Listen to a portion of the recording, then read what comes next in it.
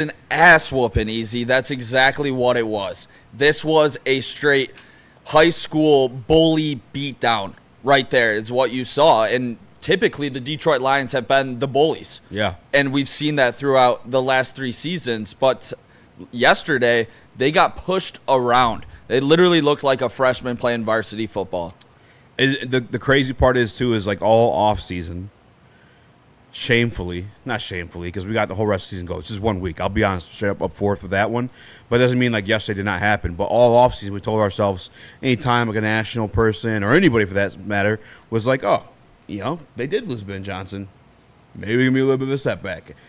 We got this, we got that, we got Jahmyr Gibbs, we got Amon-Ra St. Brown. Like the Jared Goff conversation. Like a lot of shit that was kind of just peppered or just thrown against the Detroit Lions like during the offseason, like played its part. You saw all rear its ugly head yesterday, and it's like, fuck. Maybe we were just being homers the entire time. I mean, the reason why I'm foggy too, and we'll get to it at some point during the show, but like, what's the one thing I kept coming away from a training camp was like, this defense. Now, I will say they looked better in the second half for sure. But the first half, my God. I mean, again, I don't want to dive in too much of what we got going on in the prep sheet, but it's just crazy. Everything you had expected for the Detroit Lions side of things, out the window. Literally every single question mark coming into the season showed itself yesterday.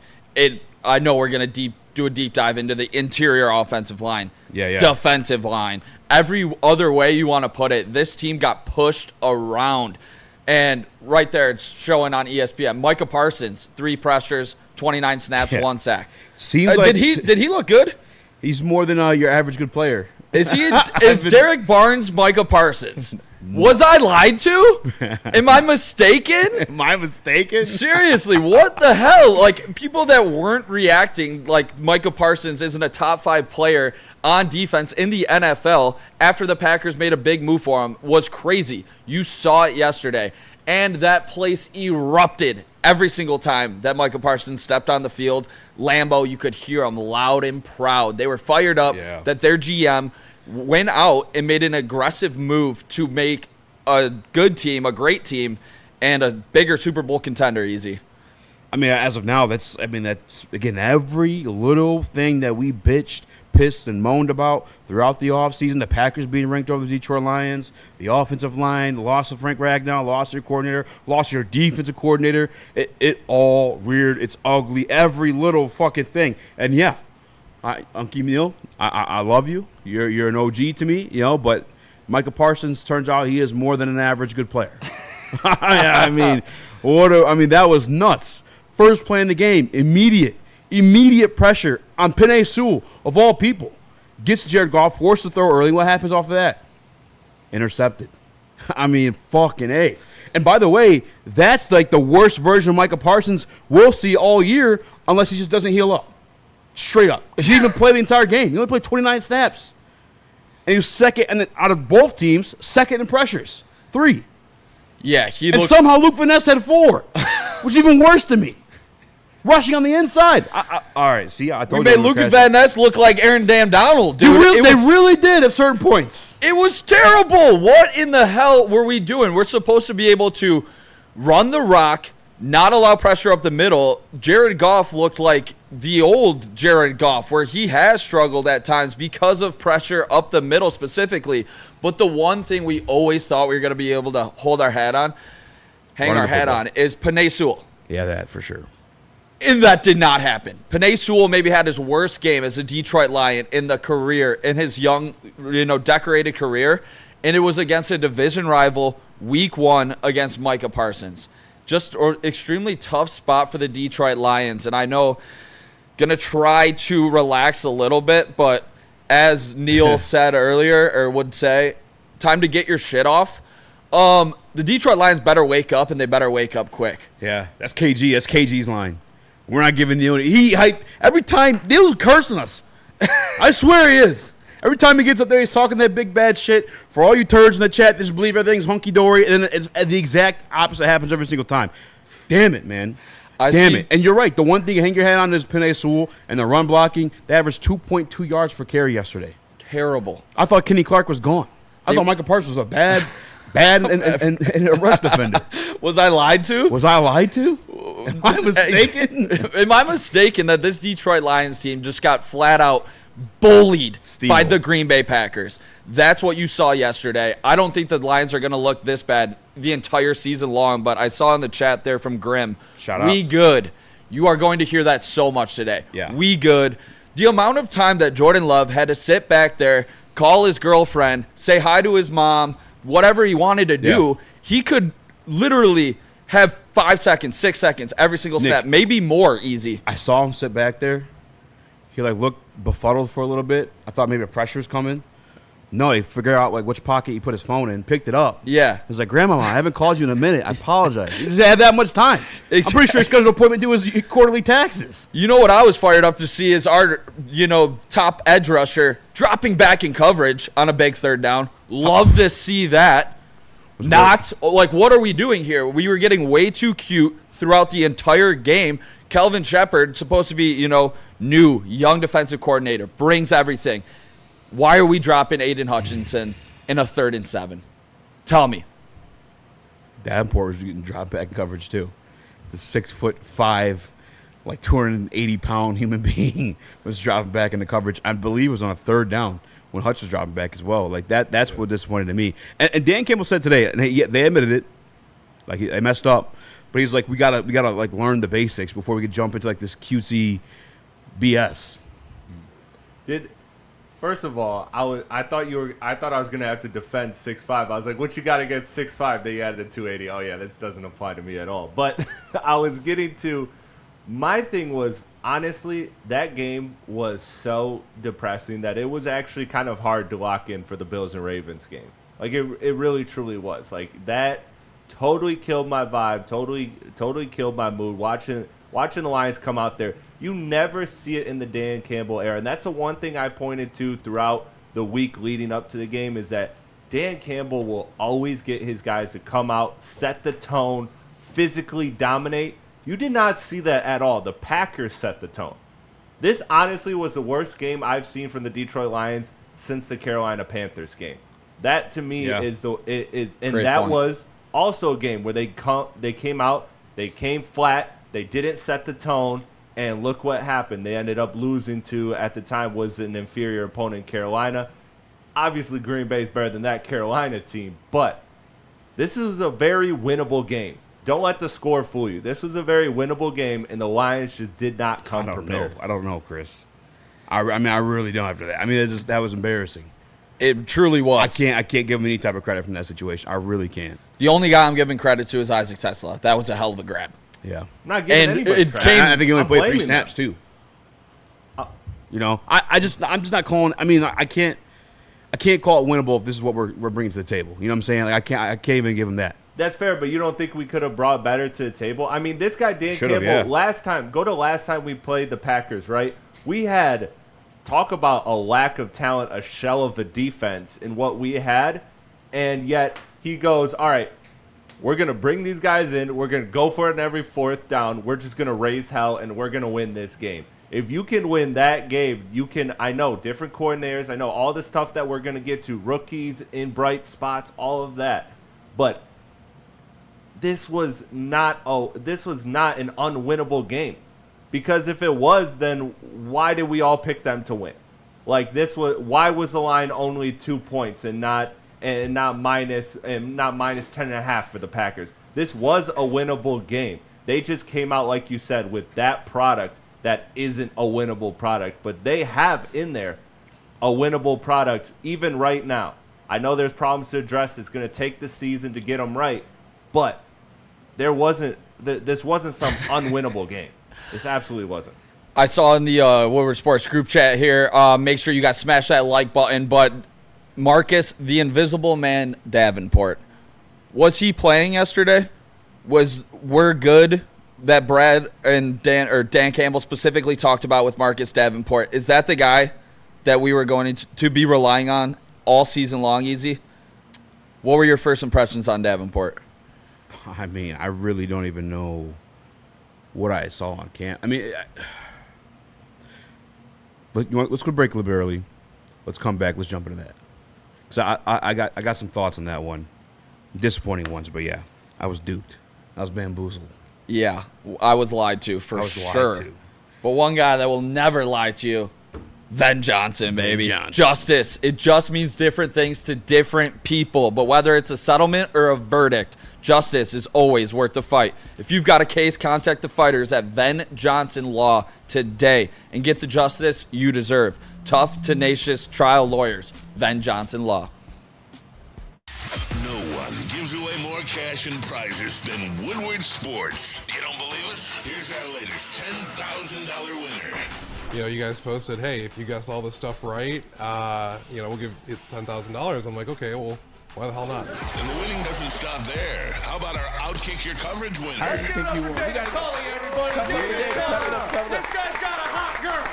Bigger prizes, bigger giveaways, cash, merch, tickets, and more. All from the biggest sports network in Detroit. No one does it bigger and better than Woodward Sports. Make sure you're following, liking, subscribing on Instagram, Facebook, X, and YouTube for your chances to share in the winning. From Detroit's #1 sports network, Woodward Sports.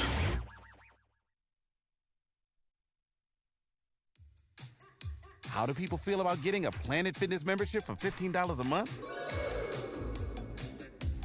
How do they like working out in a clean and spacious gym that's filled with equipment for every workout? And how about free fitness training in the judgment-free zone that leaves them feeling energized all day long? Join Planet Fitness today with the free PF app, online or in club, and start getting that big fitness energy for $15 a month.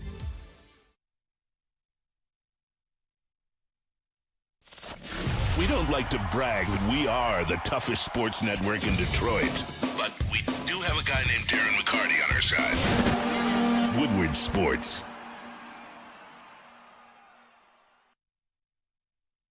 Buddy's Pizza, ladies and gentlemen, do yourself a favor right now. Head over to buddyspizza.com right now. You're going to need some comfort food. We can get into the nitty-gritty. We're going to talk the real deal. There's stuff going on with the Detroit Lions you may not be comfortable with. Get comfortable with Buddy's. Get 10% off that with promo code Tim Miller. It's not just a first-time code. It's an every-time code. Get in with Buddy's. Been around since 1956 for a reason. They've been to the Detroit-style pizza and to hold it down like that. It's Buddy's Pizza.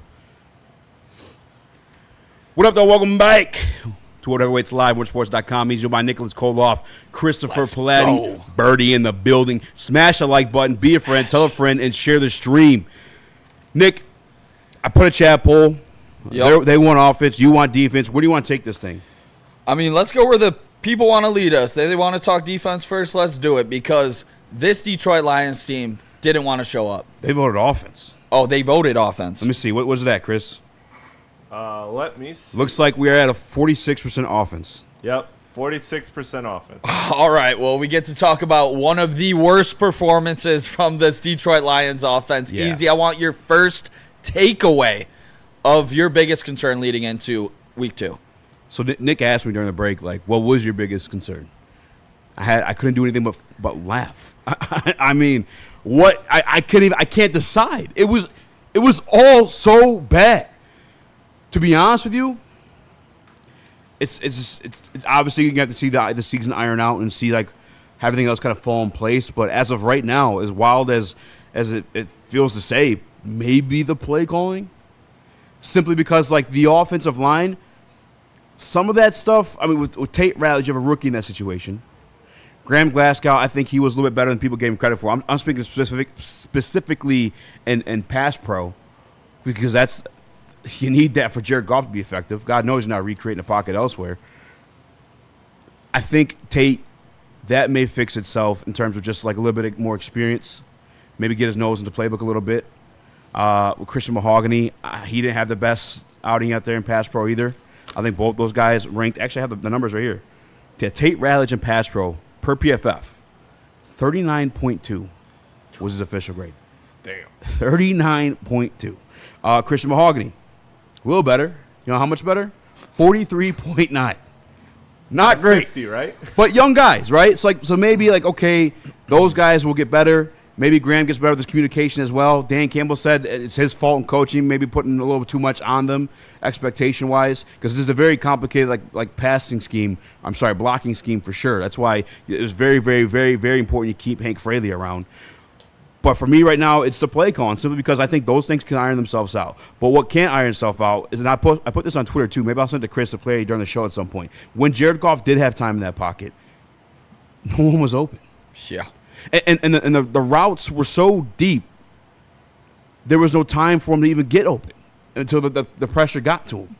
And it's just, it felt simplistic. It felt basic. And I know, like, Jared Goff, by the way, like, probably everyone's thinking I'm going to come here and railroad Jared Goff. I'm not. Like, if you have the proper expectations for the man, that's not going to be the case. Like, if you don't have protection for him, he's not going to be effective for you. You're going to get that out of time. And then because his brain is fucking finding the open guy, he did hit the open guy. But unfortunately, the open guy every single fucking time was your check down and your running back.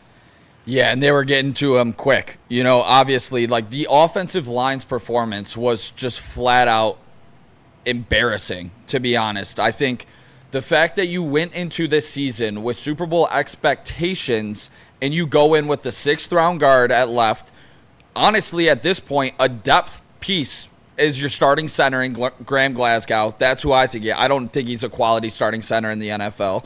And then you get your right guard is a 24-year-old rookie, a 2nd rounder. Those guys got manhandled yesterday. And the Detroit Lions are going to struggle to be an actual contender if that is going to continue to be the case. Because you just got Green Bay week 1, but what happens when you go up against Jalen Carter in Philly? What happens when you go up against, I mean, even the Vikings got a nasty defensive line, you know? The strength of this team was always the offensive line. But not having your all-pro center and your Pro Bowl right guard in Kevin Zeitler, it looked like it yesterday. You know, you were truly missing the key veterans that made your ability to rush the ball successfully on 1st and 2nd down and the ability to give Jared Goff a clean pocket. You missed that so much yesterday, and that was the biggest reason why I believe this team failed miserably in Green Bay in their first test of the season. Yeah, I mean, and the other thing too is, again, before they get all riled up, and I know like these people are delusional, but like with JG, with all due respect to him, again, when you keep him clean, he's delivering the ball. He's got a good system. He's going to deliver the ball. He's an open person, and things are going to be all hunky-dory. We've seen it the past 2-3 years. We have questions about the system right now. I didn't like the play calling. I sure as hell didn't. And then obviously this question with the offensive line. So once he's under that amount of duress, there's that much pressure on him. His fucking mental clock is sped up. He's moving in situations he doesn't necessarily need to move in and forcing like bad throws. It was all bad, all bad. And that's just the offensive side of the ball, man. Like, and again, like you said too, like the other part, they didn't even do well in run blocking either. No, dude. 2.2 yards per carry. And then at a certain point too, if that's what you're doing in the run game, then everyone's going to pin their ears back and stick the fucking sack masters after you and Rashawn Gary and fucking Micah Parsons. Green Bay was living in the Detroit Lions backfield. Yeah. Do you want to hear this by the numbers for you? By the numbers. By the numbers, 9 tackles for loss by the Green Bay Packers. Just a terrible performance up front for this team, and you only got your positive rushing yards when Gibbs was able to make like 2 guys miss, get to the outside. That was literally all on Gibbs. There were no holes opening up for him. This team looked completely depleted, and what concerns me the most is you did go out to get, the right guard, Tate, in the 2nd round, but he failed his first test miserably in Lambeau. And it doesn't give me too much hope moving He's getting forward. beat by Devontae Wyatt. Like, he's not. Like, they lost Kenny Clark, and we're like, oh, sweet. We're going to run the football. Yeah. Oh, Micah Parsons is bad against the run. Like, 2.2 yards per carry. Terrible. And the thing is with Johnny Moe, and again, week one, but these just were speaking on what we saw yesterday. The thing with Johnny Moe is like, okay, you got the recipe. That's what's fucking shameful, dude. You got Amon-Ra St. Brown. You got Jamison Williams. You got Sam Laporta. You got Jahmyr Gibbs. You got Dave Montgomery. There's just no fucking excuse for that to be your offensive input or output. It's like you hand him the cars to a Ferrari or a stick, and he just doesn't know how to fucking drive it. And now we're in a situation with the 2nd toughest schedule in the National Football League for this guy to fucking figure out how to drive this thing. And that's just early, but the way shit was looking yesterday, brother, I don't know what type of expectation you have this team. They're gonna have to show us. Yeah, I mean, honestly, he's got the Ferrari, but he also doesn't have an engine in there, Eazy. The way the offensive line performed, you're literally driving a souped-up car with a bad engine because you cannot perform the way that they did up front and expect to not just win the division, but get to the playoffs. The way they played yesterday was just embarrassing. That's honestly the biggest word I can say. And we waited all off season for this big Packers matchup against the Detroit Lions, and they literally just got pushed around. Chris? Yeah, I got some. I just sent Chris a clip to download when he's ready. But that's the thing is, like, even the times JG had it open, this is what I'm talking about, Johnny Moe not be able to drive this goddamn thing. Like, this is what it looked like. If you've got a 3-cam, however you want to put it up there. Yeah, I'm going to 3-cam it just to be safe. Boom. Because JG's typical throwing time is like 2.5 to 3 seconds, right? Yeah. So let's see the snaps. You count them yourselves. Here comes the ball.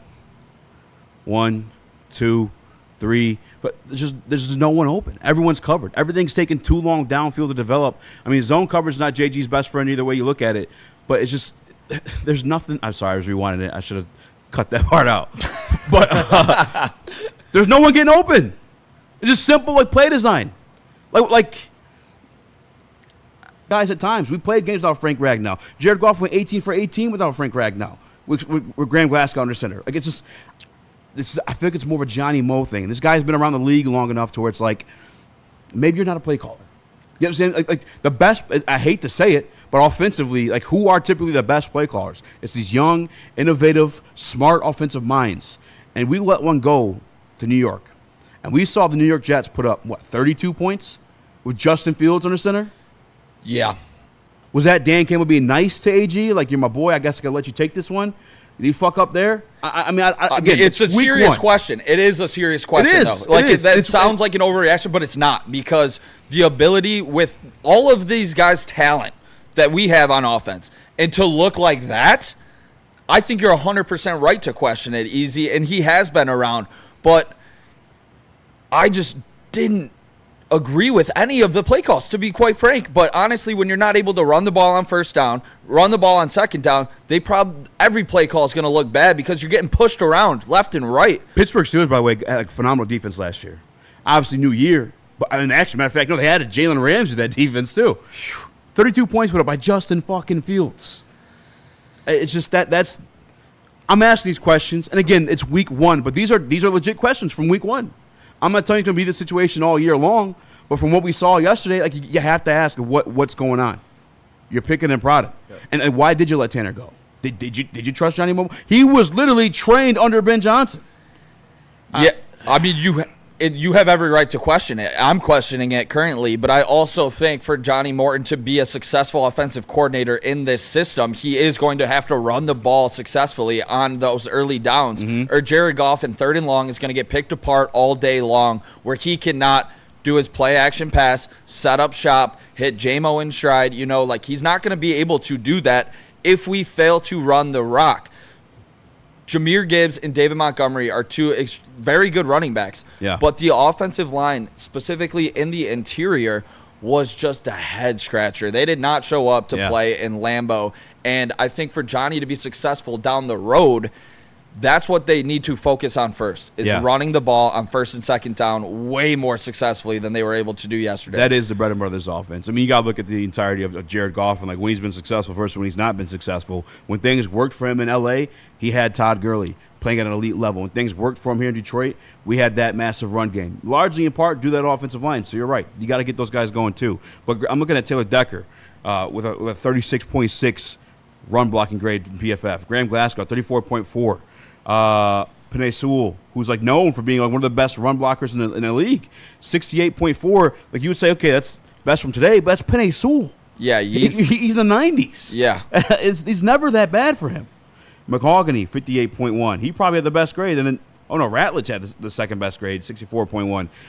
And that's just PFF stuff, but, like, you could put on the tape and see it yourself as well. Like, some of that stuff, I remember Dan Campbell. I don't know if we got the clip from that one, but he kind of did say that, hey, a little bit on coaching, maybe threw a little bit too much at them. Like, there was that one picture, I know Neil put it up there, and I commented on it too, where they're like, we miss Frank Ragnow. And it's like, that's not his assignment. maybe I'll find a photo where it's just like Devontae Wyatt waiting for David Montgomery to get the handoff right in the fucking middle, and it could have been a safety if David Montgomery wasn't a dog like that. For real. It's just, yeah, the offensive line's a problem. Maybe a little too much. Maybe you got to just eat with your bread and butter for now. That's the biggest. They could fancy it up. You know what I'm saying? Put some pasta sauce on it, cheese, pepperoni. Now you got a whole pizza with a bitch. I mean, let Brad cook. Food references. Yeah. Yeah, let Brad cook, though. That's another conversation we have, too. Honestly, we're going to have that conversation because what he cooked this offseason was absolute burnt chicken there, Eazy, on the grill. I don't know what is going on with what this team chose to do this offseason, the way that they failed to address some big holes with serious proven upgrades. But they failed to do that. I know we're going to get into it in a little bit here. Make sure you guys smash that like button.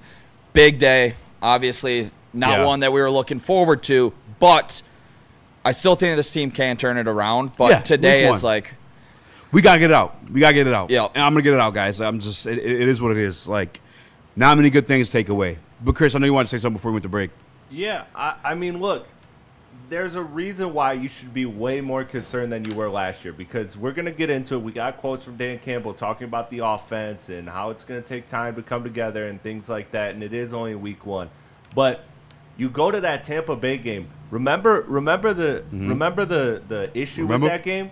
It was the fact that the run game was working, and yet we were going with passes, and we abandoned the run. Like this time, the run game wasn't working either. Like it was just all around bad performance. That's why you can't just put this entirely on play calling. You can't put this entirely on the offense. It's multiple problems. This is much deeper rooted issues that the Lions have to fix this time, as opposed to last season when they said, hey, it'll take 4 or 5 weeks for us to figure it out. And you know my thing. You know what I said last week.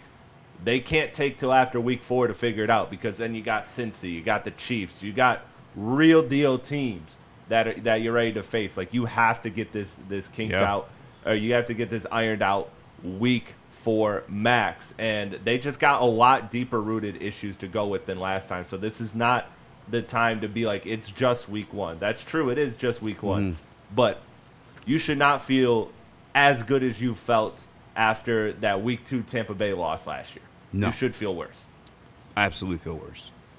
What? I absolutely feel worse. Okay, good. Even looking at the Ravens game coming up. Last night, I texted the group, I'm fucking petrified. Dude, we're gonna lose by 50. I got the way they played yesterday. Absolutely, they would. And that's kind of what like Chris is saying. There's no breaks in this schedule, guys. Like, we just gotta pray that was a bad game. But that's the other thing too. Is like Dan Campbell's teams never really that doesn't happen.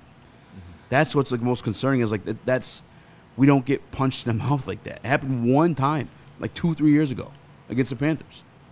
But they got punched. Even then, there's some fight back some way, like middle way through it. With a worse roster, by the way, too. They didn't just get punched in the face. They got, suplexed off the top rope there, Easy. Yeah. They got spanked. 11 carries for 25 yards for David Montgomery. That's got to be his worst game as a Detroit Lion. Jahmyr Gibbs, 9 carries, 19 yards. For a guy that was the second, I think, odds-on favorite to get Offensive Player of the Year. I was looking at bets before the game. He was over-under was like 71 yards. In what world is this Detroit Lions team ever going to be successful if they can't run the ball? They're not. He did set an NFL record yesterday, though, for the first time in history. He set the lowest amount of yards gained from 10-plus receptions in NFL history, ever. 31, I believe it was. We got all that and more, though. We'll dive into that. We'll continue the offensive conversation. We can get the defense you guys want to. That's why I feel most duped a little bit there, if I'm being honest with you. We'll get into all that stuff. But, Feist, let me tell you about Gold Crown. You might need to get you some relaxation with Gold Crown. They've been around since the caregiver days, so as you can find them in over 300 different dispensaries. They got the gestures that infuse pre-rolls. They got the concentrates, which is the bread and butter they're known for. But the newest product right now is the Crown Jewels, the gelatin-free infused gummies. Pop them up. Smoke like royalty. It's Gold Crown. The crisp fall mornings are rolling in, and you know what that means. College football is back. Stay locked in with everything college football all season long. From touchdowns to tailgates to rivalries to rankings, we've got you covered. Don't miss a minute on the Woodward College Football Show. Tuesdays at 7:15 p.m. with Justin Satawa and Haley Scott. Your home for all things Wolverines and Spartans. Love Woodward Sports? Love wearing clothes? Then you should be wearing Woodward Sports clothes. Check out our full line of merch at woodwardsports.com. Just click on Shop. We have all your favorite designs, like Dan Campbell kneecaps, Woodward Golf, and of course, our own logoed out merchandise. Men, women, infants, kids all love Woodward Sports. Impress your friends. Impress your boss. Impress your dog. Buy Woodward Sports merch today.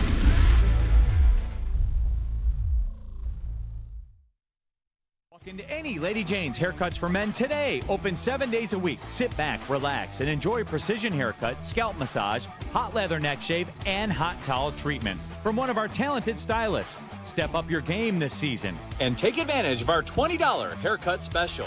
Scan the QR code and get your coupon today. Lady Jane's Haircuts for Men, the ultimate haircut experience. Open 7 days a week. Walk-ins always welcome. Lady Jane's Haircuts for Men. It's wicked awesome.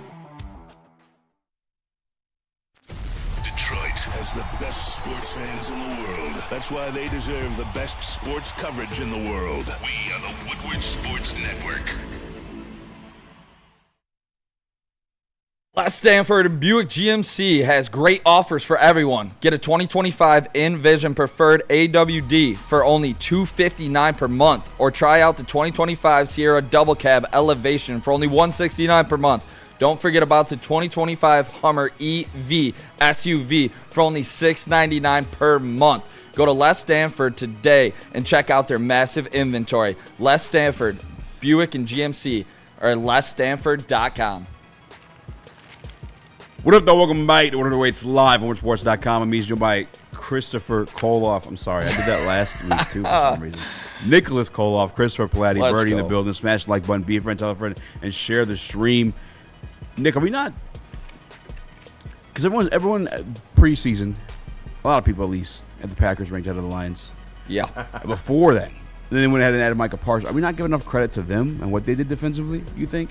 I think you saw a team get credit or get aggressive this offseason, and it showed in the first game. They got aggressive. They traded 2 future firsts and re-signed Micah Parsons to the biggest contract for a defensive end. You know, like that is what they did. They chose to be aggressive. The Detroit Lions chose to have sustained success with their own guys, and you saw that with the JMO extension. But for me, it just seems like they're really content being a good team. Do they want to be an elite team, a great team? Do they want to go out and get some of these elite players that are on the block when they, their name gets called for a trade? I don't think that they want to trade draft capital. We've seen that before, and they want to keep their guys. I don't have any problem with that, but you better show up to play a division rival week 1, Eazy, because they didn't at all. And now you are looking at a must-win in week 2 against the Chicago Bears. I cannot wait to watch tonight's game because I need to know where my confidence level needs to be in that one. Because You're confident? I don't know. I don't. That's what I'm saying. I need to watch tonight to know. I will tell you straight up, I'm not very confident going into this Bears game. Dude, the way this offensive line played. It was that bad. All right. Because I know I was going to try to drag up the offense conversation a little bit long. I'm just getting right into it. My biggest takeaway from training camp has been the defense. I feel like, not just me. I thought maybe I was delusional. No, because I heard Albert Breer said the same thing. You're hearing your DC, you're hearing MCDC, Calvin Chuck. They're all saying, like, the defense. Oh, Terry Arnold stepping up. Could be CB1 this year. Aiden Hudson, Defensive Player of the Year. That's what we've been saying. I mean, they had a Hutch rule, for Christ's sake. He'd break to the offensive line. They continue the line. And then, like, oh, you realized, oh, shit, the offensive line's just been that bad in camp. Maybe the defense wasn't like what we thought it was. The offensive line's been absolute fucking shit. But easy, we brought in Miami and dominated them too. Oh, we brought in the Texans, and we did fairly well against them too. We heard good reports of the defense in too. Houston Texans put up 9 points yesterday, 3 field goals. Miami Dolphins put up 1 touchdown, 8-33. We saw a good defense, or we saw like a really, really bad offensive lines. I think that's the case. Been bamboozled in training camp.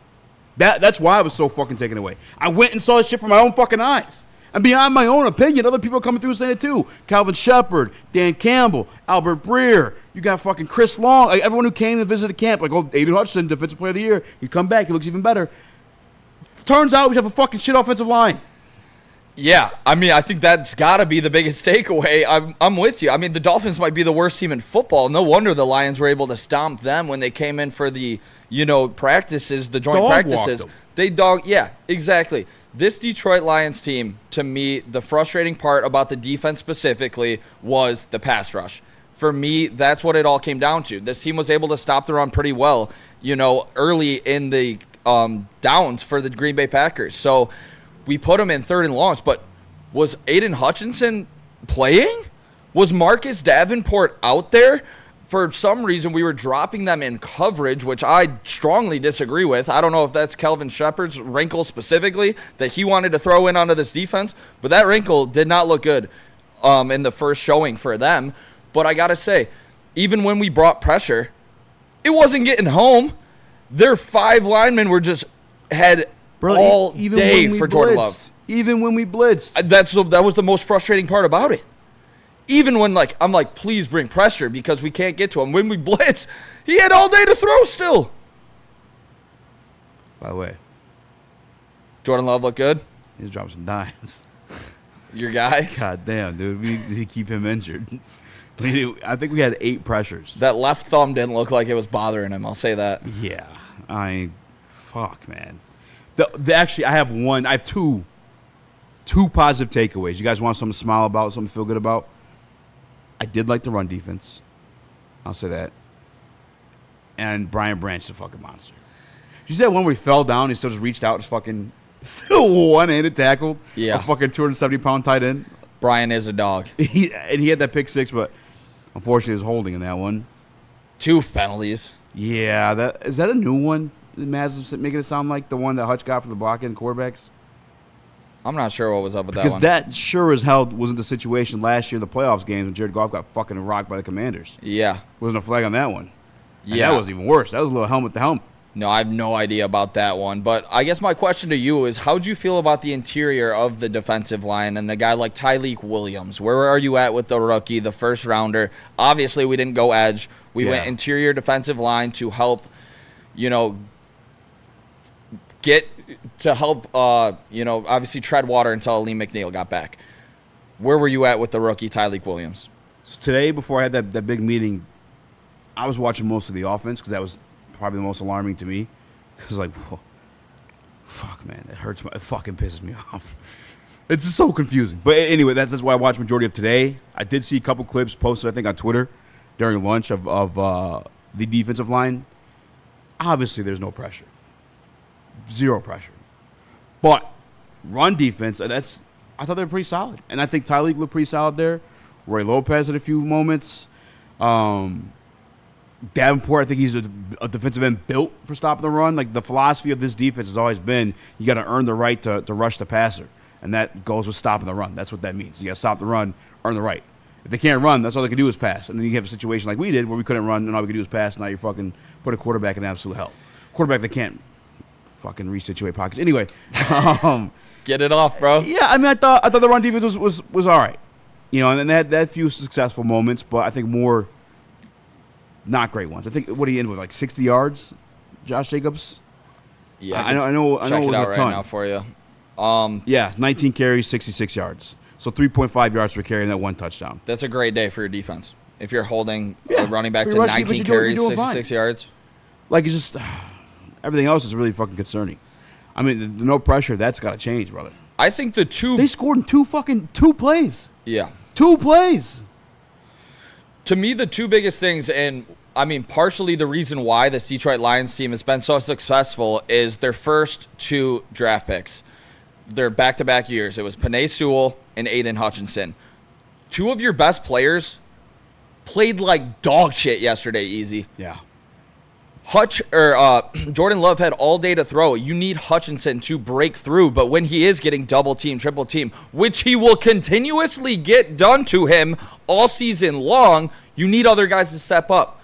Nobody had any interest in rushing the passer yesterday, and that's how other teams are going to attack you. So when you say, yeah, we already have one good pass rusher, that's how teams are going to dominate this Detroit Lions team and attack them. They're going to throw 2 guys at Hutch. They're going to throw 3 guys at Hutch. It's going to be every single play, Easy, especially in a long third down situation. Yeah. So when they say we're good with Marcus Davenport and they don't want to go out and get Zadarius Smith, let him go to the Eagles. They don't want to go out and grab Micah Parsons. They don't want to go after Trey Hendrickson aggressively. That's what concerns me, Easy. And they didn't address it early in the draft. It's confusing to me why they love Marcus Davenport so damn much and why they only think having one elite edge rusher is the way to be going about this. He really only played in that Rams game last year, and he looked really good. But now I'm thinking about it, like the Rams' offensive line, another situation was kind of poop. Yeah. It's like what we're really watching that one. I don't know, but I see a ton of you guys want to get your comments up. We don't have the phone lines up right now. We have a rookie in the sound booth. If you'd like your comments read, the best way to do it, if I'm being honest with you guys, I hate to do this to you, is super chat. And I got to get to one right now. It's Tom Izzo with a super chat, $2. It says positive news. I don't even like reading this because Terrion's my boy, but Terrion only got cooked 3 times. One of those is excusable. The other ones, maybe not so much. He had obviously strained his groin. Not obviously, but if you guys didn't know, Terrion did strain his groin yesterday in the second series. But that one touchdown, I believe it was Jaden Reed, that was a pick play. He got picked by another Green Bay Packers wide receiver, put him in a delay. But outside of that, up until that, I think he was doing okay. DJ Reed got beat once. We'll continue to break this down as well as get some of your guys' comments. Again, if you guys want to make sure your comment is read, send in that super chat. We'll make sure to read it. But we got to go to break right now, pay some bills. Tell us about Lady Jane's, Nick. I think we got Sharon's, no? Nope, Lady Jane's. That's Lady me. Jane's and Sharon. If you guys want the best haircut in the game, there's no other place to go. Go to Lady Jane's. They have the best stylists here in Birmingham in every single location around town. It is wicked awesome as always. They got great prices, great stylists. If you want to look sharp, look clean, look good, feel good, make sure you check out Lady Jane's. And Sharon's Heating and Cooling. Here we go. Sharon. Shout out to our friends at Sharon Heating Shout and out. Cooling. Proudly serving Metro Detroit for over 40 years with reliable service and treating customers like family. They offer it all. Heating, cooling, indoor air quality, water heaters, whole home generators, and memberships. And right now, DTE gas customers get a free furnace tune-up through December 1st. Call Sharon's Heating and Cooling and Air Conditioning today at 734-238-3839 or scan the QR code on your screen right now. Tell them Woodward Sports sent you. Get ready for the ultimate sports experience. Join former University of Michigan star and NFL sensation Braylon Edwards alongside the charismatic Shep. Braylon Edwards, touchdown Michigan! As they break down the latest in sports like never before. Tune into the Braylon Edwards Show with Shep. Touchdown, Braylon Edwards. Weekdays from 2 to 4 p.m. only on the Woodward Sports Network. Don't miss out on hot topics, insider insights, and the banter that keeps you coming back for more. Why do we fight? We fight to protect the innocent, to hold the powerful accountable, to bring the oppressors to justice. Why do we fight? We fight to secure and preserve our civil liberties, to get each and every one of our clients the justice they deserve, and to make the lives of real people just like you whole again. ThenFights.com. The bats are hot, and the weather's getting hotter. Summertime in the D with Detroit's big hitters, Woodward Sports.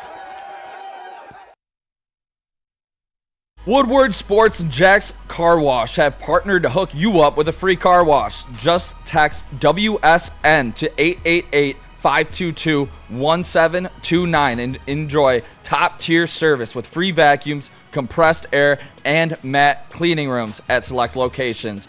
Join the Unlimited Club and take advantage of all the perks of being a member. Wash at any of our 40-plus locations just twice a month, and the membership pays for itself. Upgrades for interior cleaning and detailing at 8 different locations across Michigan. Go to www.jackscarwash.com to see a location near you. Don't wait. Text now and shine on. What up, though? Welcome back to What Waits Live on Sports.com. I'm Eazy, joined by Nicholas Koloff, Christopher Platty, Birdie in the building in the children's chair. That's crazy, dude. Looks like he's sitting on the floor. That's nuts. Welcome back. There's so many places to take this thing. I want to say real quick for the offense. Dan Campbell did say, because the routes felt like they're too deep. They're just taking too long to develop.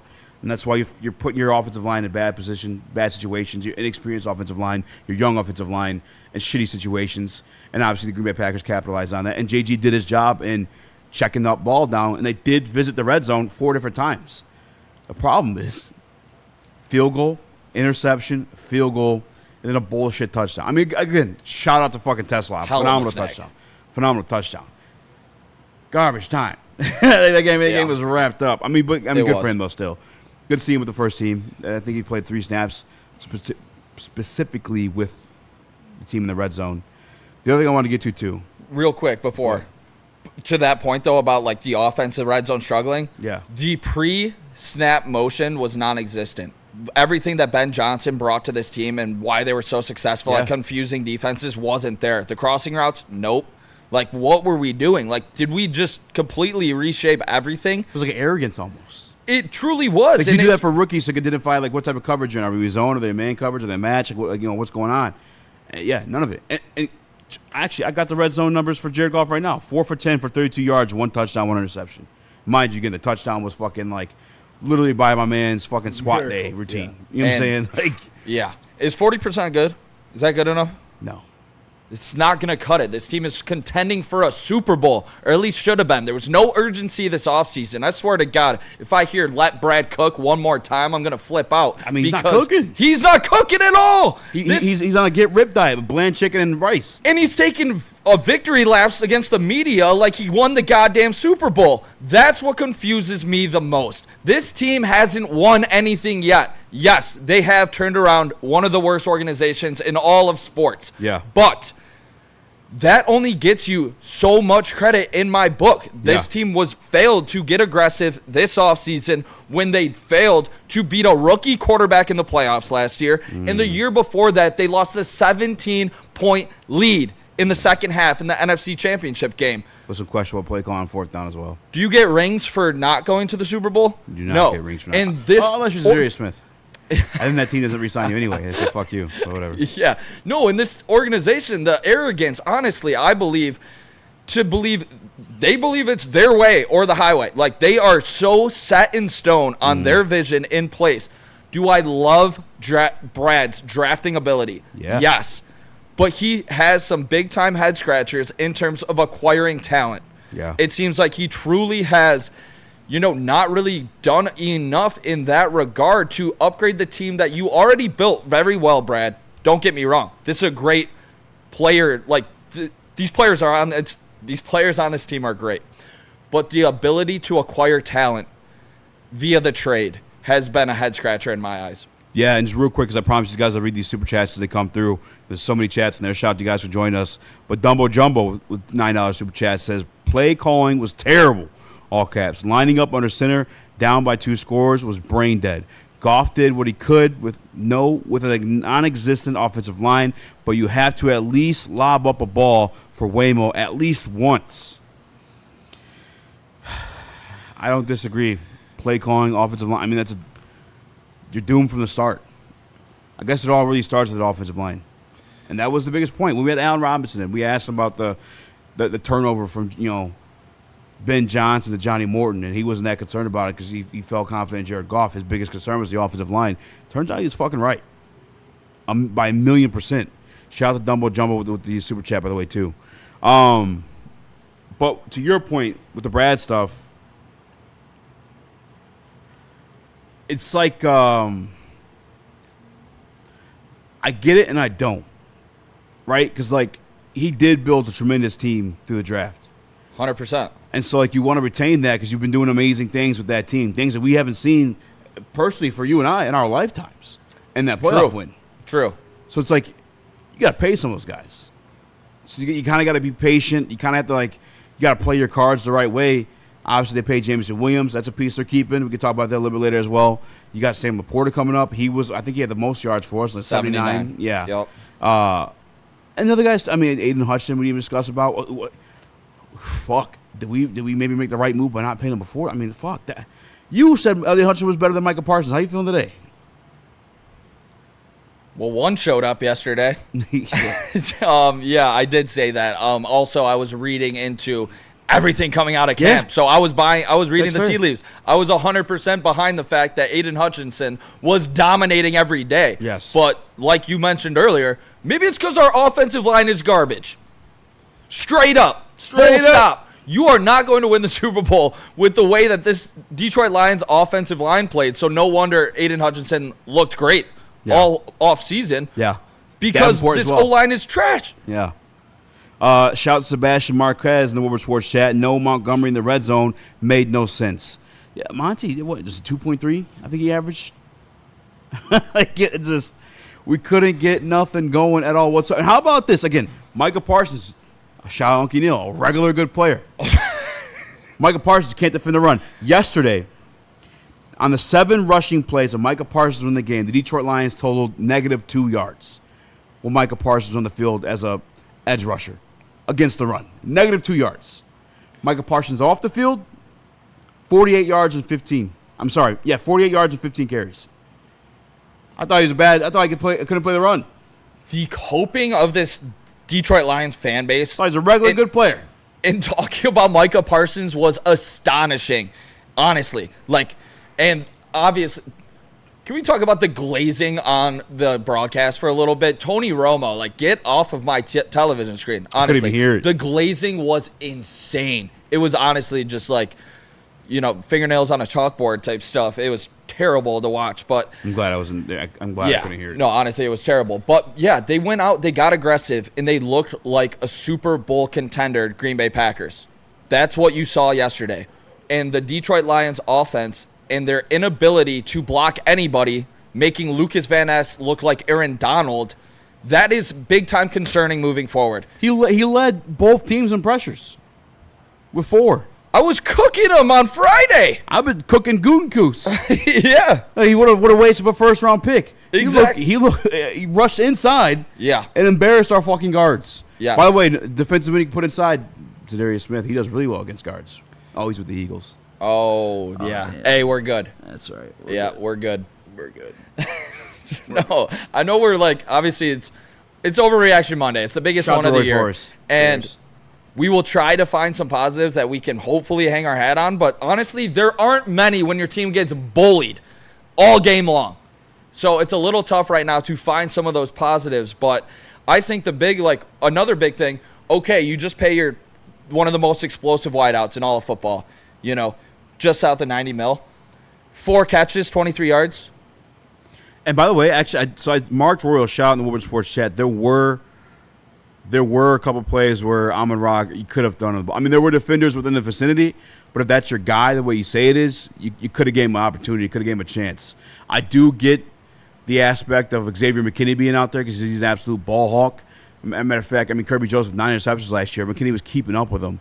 I think maybe the interception to begin that, maybe give him a little PTSD. I mean, I don't know. There were some opportunities to get Amon-Ra the ball. I will say that. And I would have preferred it in some situations because, Amon-Ra was a yak king. He could do some shit for you after he gets the ball in his hands. But I'm not going to beat up Jared Goff for that because the offensive line was the main root of the problem.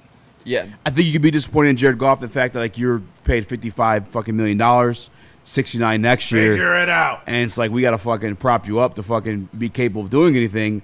That part sucks, but the reality of the situation is, I think we know the term that Brad Holmes said, it's a lot easier to get worse at quarterback than it is to get better, proved true with Hendon Hooker.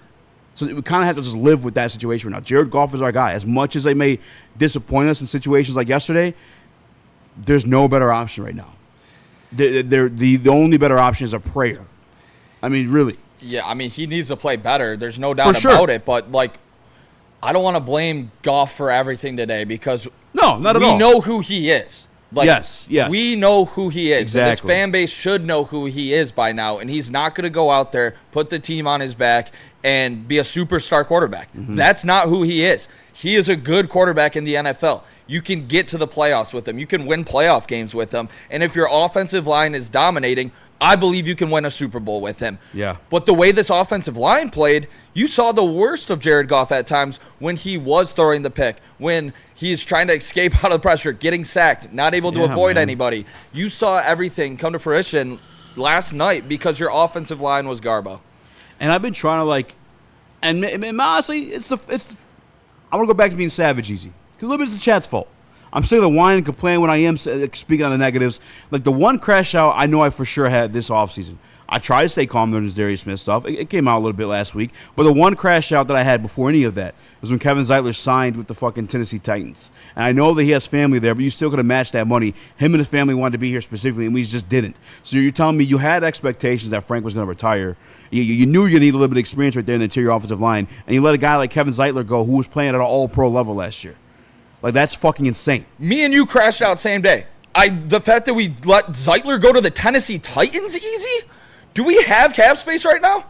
Am I mistaken? Yeah, we do. On a one-year deal, by the way. Like you could bring up like paying your people down the road, and I get that, but that's down the road. Guys like Zadarius Smith, guys like Kevin Zeitler, that's coming out of your cap this year on one-year deals. And by the way, the Zadarius stuff, I got a little bit of inside source. I mean, no guy knows a guy. We offered him like 4.5 was at the base we were willing to go. The similar situation with Philly, but they gave him hella incentives to reach that 9. Why can't you fucking do that? Let a guy go prove himself. You could have the same for Kevin Zeitler. Go get yourself a fucking offensive line award or some shit. Make a Pro Bowl. We'll give you an extra $1 million. It's just, you put parameters around it. I know I'm not in the fucking office having the conversations, but like for Christ's sakes, they're going to other teams. No, and they were quality players. Let's not act like Zadarius Smith is a bum here. Top 20 in sacks last season. After yesterday, you fucking 100% could use Kevin Zeitler. Oh, 100%. There's no fucking excuse to let a guy like that go. There's zero. Fucking A, man. You're starting a 24-year-old rookie. That's already a, honestly, red flag in my book. So, obviously, fifth-year senior at Georgia. It's like we have legitimate Super Bowl expectations, and this organization completely dropped the ball this offseason. I truly believe that. Brad Holmes did not do enough this offseason. You let a Pro Bowl right guard walk out of your door to one of the worst teams in football. Yeah. And you have the cap space. This Detroit Lions... While you're in a fucking Super Bowl window. Honestly, I'm shook. Like, fuck it. Let's just run it back with a rookie. And you did it. I mean, obviously you took Tate thinking Frank's time was coming up here soon. You knew that was going to be an option. He talked about it. You talked about it. Brad Holmes, the media, last year before it actually happened. Like, that was fucking foolishness. I didn't want to go hard on it then because it's like, okay, I'll trust Brad. Brad's going to hit the draft. Then yesterday happens. Fuck that. Turns out that's a horrible fucking mistake. A terrible decision. And let's also talk about we're starting a 6th-round guard at left guard. He's good. He was fine, though. He's straight. I mean, not yesterday. But he looked good. He looked good last year. I know he looked good last year, but like these are a lot of expectations that we're putting on a 6th-round guard that started twice in his career. Twice. Yeah. Like the urgency this offseason just was not there. And I just truly believe you need to see this offensive line wake up quick, or else it is going to be a long season, Easy. Chicago might come here and try to embarrass you at home with Ben Johnson trying to hang 30 on your head at home. He knows this team better than anybody right now, in terms of coaching. He knows exactly what to do to this defense, what to do, how their offense is going to be successful with Caleb Williams. If they don't wake up quick, Easy, it is going to be a long, long season, and you're staring at the ball at miserable. You're staring at 0-3 because you think you're going into Baltimore and winning. Yeah, They have a must win. Shout out to Big Back for life with the $5 super chat. I was crashing out when I saw Marcus Davenport in pass coverage. Yeah, that's ridiculous. Yeah. I mean, that's utterly fucking ridiculous. You got a 6'5", nearly 300-pound man in fucking pass coverage. You had Aiden Hutchinson dropping back in on third downs. Like, earn that. You know what I'm saying? Like, get after the quarterback a little bit first before you fucking send some of your best pass rushers, and that's on third down in the fucking pass coverage. I mean, I love Kelvin Shepard. I think I was the biggest glazer of Kelvin Shepard all offseason. I came here and told you guys that the defense would rank higher than the offense. I still think that might be the case, by the way, too. The defense got their shit together a little bit in the second half. I don't know. Offense stayed shitty the entire way through. Fuck, man. Chris, what was your biggest red flag for this Detroit Lions team getting embarrassed and bullied and beat down and battered by the Green Bay Packers? Well, it was the offensive line, like I said in the offseason. That was the one thing that was keeping me from, like, you know, having issues. It wasn't the coordinators, although the coordinators fell flat on their face, and I don't think that the coaching staff as a whole was on the same page and prepared for the moment. One thing that is very, very shocking in the Dan Campbell era is a team not being prepared for the moment. That is very un-Lions characteristic. But the offensive line, it made me realize something. It made me realize that there's a parallel. And I'm not just doing this to flatter myself, but Brad Holmes did what Trajan Langdon did. He bet on the youth that is in this locker room, and that is just inexcusable because you know what the Pistons are 2 years ago? The worst team in the NBA. You know where the Lions were 2 years ago? In the NFC Championship. You are just at a different stage, and it's like he's trapped in this time loop. It's like he's trapped in 2023, that he's still this team on the rise. He keeps talking about sustained excellence. He keeps talking about, you know, having the longest window ever. Well, at some point you gotta cash your chips in, and right now it's cool for the Pistons to do that. They weren't that good. They weren't expected to be what they were. The Lions have Super Bowl expectations. They have very real expectations. They have talent. They have guys that are due to get paid and guys that they have paid. Like, it is just a totally different thing. But Brad Holmes just keeps holding on to what he started, what the foundation of what he built, and you're just not there anymore, Brad. You have to start doing. At a certain point, I get it, right? I get it with like the long-term money, but this year. You got 40 fucking million in cash space, 36 million in cash space. You couldn't throw 6 to fucking Kevin Zeitler to keep him when you know Frank Ragnow's leaving. You couldn't do that, even if you're bringing another rookie to take over. Like, you could have him to mentor him, or at least ease his way into it. I mean, what the fuck? Or have competition on the offensive line and that's the other thing too. Put Glasgow back to a depth piece. Like, I love these young guys. Who was truly fucking competing with them for those starting jobs? Nobody. You have a 6th-round guard. You have a guy that, honestly, I don't believe is a starting caliber center in the NFL in Graham Glasgow. At least he didn't look like it yesterday, which I know Graham has done a lot for the Detroit Lions team throughout, but it looks like he has lost a step. And you saw it play out in the playoffs in the biggest game of the season last year. Graham had a terrible game. And then you come out week 1, and that's how you respond, Eazy?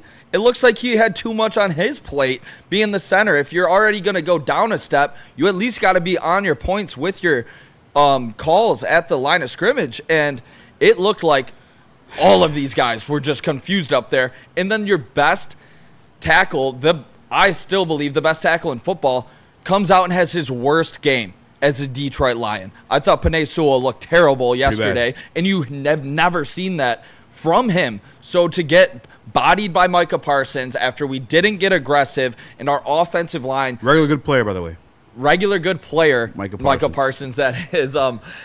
To have all of those things take place, it's every single thing that Detroit Lions fans were scared about came to fruition yesterday. Yeah, that was my point, was the cap space. That was what I was landing with, is the cap space. Like, okay, everybody talks about the rolling it over and whatever, but like, look, this is that cap space. They chose not to use it. They chose to put it on the youth. They chose to put it on short-term deals for the youth. Like, Brad Holmes didn't even do that. He didn't even spend on Za'Darius, on Zeitler, on these guys that could have absolutely helped this year. Instead, you put these young players in sink or swim positions, and that hasn't been this Lions culture. This Lions culture has been, you know, bridging eras. It's been bringing in veterans to compete with the youth, so that iron sharpens iron. Excuse me. Like, it's just, I don't understand what he's missing. Like, I don't understand how he can see what the moves that he's been making the last 2 years and then not make those moves this year. Because last year you brought in DJ Reader. Like, you didn't have you brought in Carlton Davis. Like, you brought in one cornerback to address your cornerback need, and that was really it for this team. Like, you've abandoned your own principles at this point. So I don't know if it's arrogance. I don't know if it's delusion. again, I think this team will be better in Week 17 than they are right now, but you set your team up to fail in the short term in hopes to succeed in the long term, and I just don't see why you couldn't set yourself up to be good in both the short term and the long term. Shout out Duncan Neal for doubling down on the regular good player today, too. That was fucking nuts. Insane. Michael Parsons was phenomenal yesterday. And guess what? He only played half the fucking snaps. Honestly, he was only out there half the fucking time. It blows my mind. If you have any other takeaway than this team got absolutely manhandled and embarrassed by the Green Bay Packers, you're wrong. Like, that is just flat out what it was. This organization didn't do enough in the offseason, I believe, to still remain one of the top Super Bowl contenders in the NFL. Can they still get there if these young players develop on the offensive line? Yes, they can. But if we just got to look at what it's going to look like this season, Eazy, this team's going to be lucky to sniff the playoffs. There was a play where Tate Ratledge was so late on chipping in on Penei Sewell's block, they ended up hitting Jahmyr Gibbs as he's trying to run a route and just knocked him off his route. He was so fucking delayed that he hit the running back, and then while the defender was well gone, he was like, I don't know if maybe it's an emotion thing. He felt the motion next to him and just went to go shove. I mean, I don't know. It was bad. Shout out to Roy Ferris in Woodward Sports Chat. Shout out. They lined Parsons up on the rookie every third down. Yeah, I mean, that's the other thing, too. With Parsons, you can put him anywhere and everywhere, and that's the most embarrassing part about yesterday, too. It was a four-man front majority of the time. They got pressure still. And, I mean, we have to – they got to show us, man. I'm not going to sit here and tell you they're going to win fucking 12 games right now. I can't. No, I'd be lying to your fucking face if I told you they win 12 games. I know we're talking about it, obviously, Overreaction Monday here, but I know did your Week 1 record prediction change? Because I did pick them to go 12-5, and to be honest, it looks like a bad pick right now. Yeah. As of right now, and again, super, super, super, super early, I'm going to tell you guys when we get back. I like that tease. All right. That was odd. That was. Tell us about Planet Fitness. Let's go. And that was Dr. elite. Pierce. Planet Fitness is for everyone, whether it's experienced, routine gym goers or beginners just starting their fitness journeys. And we invite everyone to come in and get strong their way. A judgment-free environment where you are free to get strong your way on your time. Over 2,700 clubs nationwide and 50 in Metro Detroit. Access to the Black Card Spa where you can recover with hydro massage and other innovative amenities. Bring a free guest anytime, just $24.99 a month. We're all strong on this planet. Planet Fitness. And Dr. Pierce, attention sports fans. Don't miss expert sports injury insights from Dr. Jeff Pierce of Michigan Sports and Spine. Catch Dr. Pierce every Tuesday on Big D Energy and Thursday on Braylon Edwards' show with Shep, where he leads and shares top-tier advice to keep athletes in peak condition. Trust the guy that D-Mac trusts, Dr. Jeff Pierce. The boys of summer are ready to get back to the playoffs, and there's no better place to get your Tigers coverage than Woodward Sports. Join us all season long as we follow as our hometown Tigers claw and fight. This ball is gone. Boys are back in town. Feel the roar with Woodward Sports. Big injuries, big news. Twice a week, Dr. Jeff Pierce from Michigan Sports and Spine joins Woodward Sports Network for the Injury Insider Report. Big D Energy Tuesdays at noon. Braylon Edwards and Shep Thursdays at 3:30. Get expert analysis and in-depth breakdowns on the latest sports injuries from the man trusted by top athletes in the community, like D-Mac. Whether it's the Lions, Pistons, Tigers, or Red Wings, Dr. Pierce talks us through it all. Don't miss the Injury Insider Report with Dr. Jeff Pierce, your go-to source for understanding the impact of injuries on the games and players we love. Only on Woodward Sports Network. Scan the QR code on the screen or go to MichiganSportsandSpine.com to see if Dr. Jeff Pierce can help you.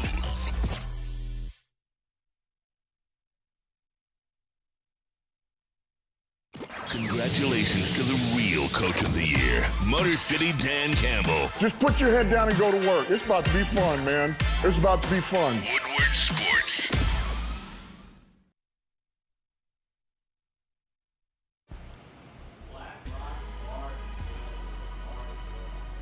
the rest. A sizzle above the rest. Heartland, Novi, Canton, Ann Arbor, Utica, Davidson, Portage.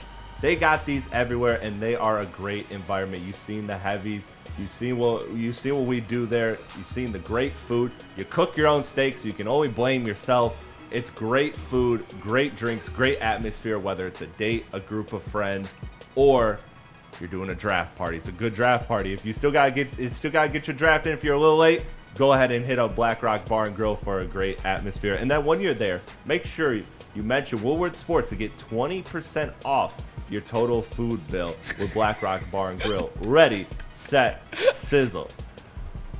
Visit shopjars.com because the Skate Jam is here. Head over to jarscanvas.com/Skate Jam. Enter for your opportunity to win some money and some product. You already know they're doing it big with the events. You know, Jars has Megatron there. They got Babytron there. They have the heavyweights pull up for the Jars Skate Jam. Pull up. Call a cop. Shout out, Jars. What up, though? Welcome back to Woodward Live, WoodSports.com. He's by full. Nicholas Koloff. Let's Christopher go. Laddie, Birdie in the building. Shout out to Cornelius Pryor with the super chat. And we'll get to the rest of them as well, too. But he says, should have hired 10X Strand as OC. And to be honest with you, it is early. It is very early. Last year, I think week 2, people were talking about the offensive coordinator that ended up getting fired from New Orleans Saints. Talking about the Saints were going to be something, and then obviously the Saints ended up being poop. I think it was, I forget his name. He's gone anyway. Now, context matters, though, because yesterday, for 10X Strand, he did play the Pittsburgh Steelers defense. That's known for being pretty good. TJ Watt. Yep. Highsmith. Ramsey. And by the way, too, they have a gentleman that's been largely considered a bad quarterback in Justin Fields. That was pretty fucking impressive. I mean, Tanner Strand did his thing yesterday. I'm not going to discount that at all. And to the people, I've been seeing that too. Like, a lot of people, why is everyone freaking out? Why is everyone crashing out? Why? Are the Chiefs fans doing this right now? Are the Ravens fans doing this right now? Neither the Chiefs or the Ravens got fucking mollywopped. Neither the Chiefs or Ravens had fucking 6 points in the game until the final fucking minute. Those are two completely different scenarios. The way you can fucking cope and see them as the same is fucking nuts to me. That is insane. Like it took Josh Allen a fucking miracle, 15 points in fucking 4 minutes to come back and win that game. I mean, that was amazing. And obviously the other thing too, Patrick Mahomes, with 3 freaking Super Bowl rings, that also came down to the end of the game as well. That's not the same as what the Detroit Lions went to. You can't compare them. They're not apples to apples. We're in another fucking bin. We're crab apples right now. You can't compare those things. No, context matters. I agree. Once again, it's these Detroit Lions fans coping. They are trying to find a sliver of their resemblance of being right this offseason. I believe that's truly what it is, and I will continuously say the arrogance of this organization to take victory laps in the media after not winning a damn fucking thing.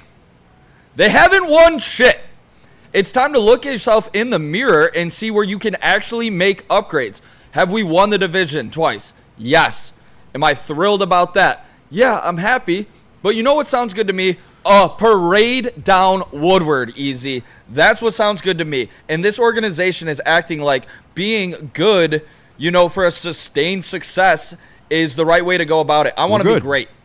I want to be great, Eazy. And it doesn't seem like this organization is willing to kind of put their cards on the table here and, put their chips all the way in, because it seems like they are consistently not making the aggressive move. I think it's a cash thing. Really? And maybe something we better fucking get used to until we get like a Josh Allen type of guy. Like dead ass. I mean, like we just don't have the. I mean, we are amongst the lowest cash rich ownership in the National Football League. That may very well be the reason why we can't go out there and spend like that. But again, I think you still could. I mean, I don't think Darius Smith is fucking breaking the bank. I don't think Kevin Zeitler is breaking the bank. And I apologize for swearing, but like that. That's just where I'm at with that one. Speaking of breaking the bank, shut down Antrell. Kind of looks like my cousin. I don't know if that's my cousin Antrell or not, but shout out. He says, pretending preseason doesn't mean anything. They didn't try to work out any problems in preseason. Playoffs kicked our butt, but now we got new coaches. Yeah, I mean, I will say this to the preseason statement. Last year, they handled preseason pretty much the same way. They went 15-2. But I think the part you want to look at is like the new coaches and new offensive line. Another super chat too, real quick. Shout out Kenny Powers. Kenny. What are the chances the Lions start out 0-3? I don't even want to answer that. I'm not even comfortable answering that. Yeah. I will literally crash out for You got to put a percentage on it. That it happens. 30%?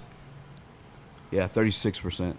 36? 36%. What about 67? 67. I heard that reference like 15 times. No, I'm excited to watch this game tonight. Honestly, the Bears-Vikings, you get the two young quarterbacks in division. Obviously, you want to see what Ben Johnson looks like. And to be honest, that series against the Bills in the preseason, it looked like every single thing that the Detroit Lions were so successful with. Crossing routes, pre-snap motion, getting their wide receivers open, like St. Brown, I think DJ Moore is going to come out on fire tonight, to be honest. And if they do take it to the Vikings, we better be ready for a goddamn war week 2, Eazy, because Ben Johnson isn't just coming here to beat you. He's coming here to steal your lunch money. All the shit we've been talking on him, he's coming in with that heat. Especially us. Yeah. He's going to be ready. Jacket ready to go. Shout out to Robert Sloppy Toppenheimer. Great name. This front office was told the entire offseason that the pass rush and offensive line was not going to be good enough, and they did nothing to fix it. Yeah, and I've been trying to steer away from this because I am grateful for everything that Brad has done, but, you guys aren't wrong. It's been bad. Shout out to Garuda in the World Sports Chat. Why are y'all so negative? I love these comments that you guys are putting in there. Like, you guys are so negative. You guys are crashing out. I love them. Give me something positive from yesterday. And make sure you super chat so I can find it. Let me hear the opposite. Because based off fucking yesterday, there's nothing good to talk about. There's not. Just fucking hope and fucking butterflies and bullshit. Straight, what the fuck, dude? What are we doing? That's the shit that drives me crazy. Right now, I would rather read fucking comments from Green Bay Packers fans talking shit than the fucking dumb shit like that. And I love you guys, and I appreciate you watching, but what the fuck are we doing? What do you want us to say about yesterday? Offense looked fucking great. They look splendid. I can't wait for JG to be back in the MVP rankings. Phenomenal. 2.2 yards of fucking carry. What are you talking about? What do you want me to say? Seriously. What the fuck? That just drives me nuts. It drives me crazy. What am I supposed to say good about yesterday? I gave you 2 things. Did it help you fucking even come close to winning the game? No. You got bent over and thumbing your ass. It was bad. That's what we had to talk about. Bad things. I wish there was some context I could spin around. No, absolutely fucking not. No, honestly, dude. I told myself I wasn't gonna do that. I was honestly great. But that shit pisses me off, man. It was great to see. No, go off, King, bro. This is literally, and everything we were pushed this offseason, it's okay, we got the interior offensive line. We're moving some things around. Try Tate at center. All right, put him back to right guard. We got 6th round Mahogany. Those guys didn't show up at all. But let alone those guys, it's the knowns for this team that didn't show up. The Panay Sewells, the Taylor Deckers. Did they want to play yesterday? No. They weren't getting the push that we have notoriously come to know as Detroit Lions fans. And this team is not going to be successful if they don't run the ball. Straight up. Full stop. This team will not make the playoffs if they can't run the ball. You have Jahmyr Gibbs. You have David Montgomery. That yards per carry is just not going to cut it. It's just straight up not. This team failed to show up. We waited all off season for this big old matchup against the Green Bay Packers. Michael Parsons played half the fucking game. Yeah. He played half the fucking game. And your starting offense couldn't do nothing. I don't give a fuck if you use a playbook straight out of fucking Madden. With those weapons, you should be able to do something. Give me something more than 6 fucking points going into the 4th quarter. I just is there anything, I'm asking you guys in the room, just so I can appease the fucking lemon heads in the chat. As I look like one, literally. What good is there to talk about from yesterday? I'm taking it away from you. Don't say Brian Branch. Don't say run defense. What good is there to talk about yesterday? One of the nastiest catches I've seen from a rookie of all time. Bam. And Isaac Tesla touchdown. There's one. That's it. There's one. Shout out to Birdie, real one. I think Tesla touchdown is the only positive takeaway, which I hate that he only got one target there. That's where he's at in his development, though, man. Like I told you guys, Khalif Raymond's going to be wide receiver 3. I told you that was going to happen. And by the way, like that's not going to be a full season thing. Like as the season goes on, 1, he missed limited practice last week with the illness. 2, the route running, he's got to work on it a little bit. But it'll get there. I promise you, that'll probably be there. That'll probably be there by, like, I can't even fucking promise you anything right now. It looks so goddamn bad. That might be there by week 3 or 4. Shout out, Steve. I would feel the way you do if it was game 8, not game 1, when Campbell said he is not focused on winning the division. What? I've never heard him say that. I've never heard Dan Campbell say he's not focused on winning this division.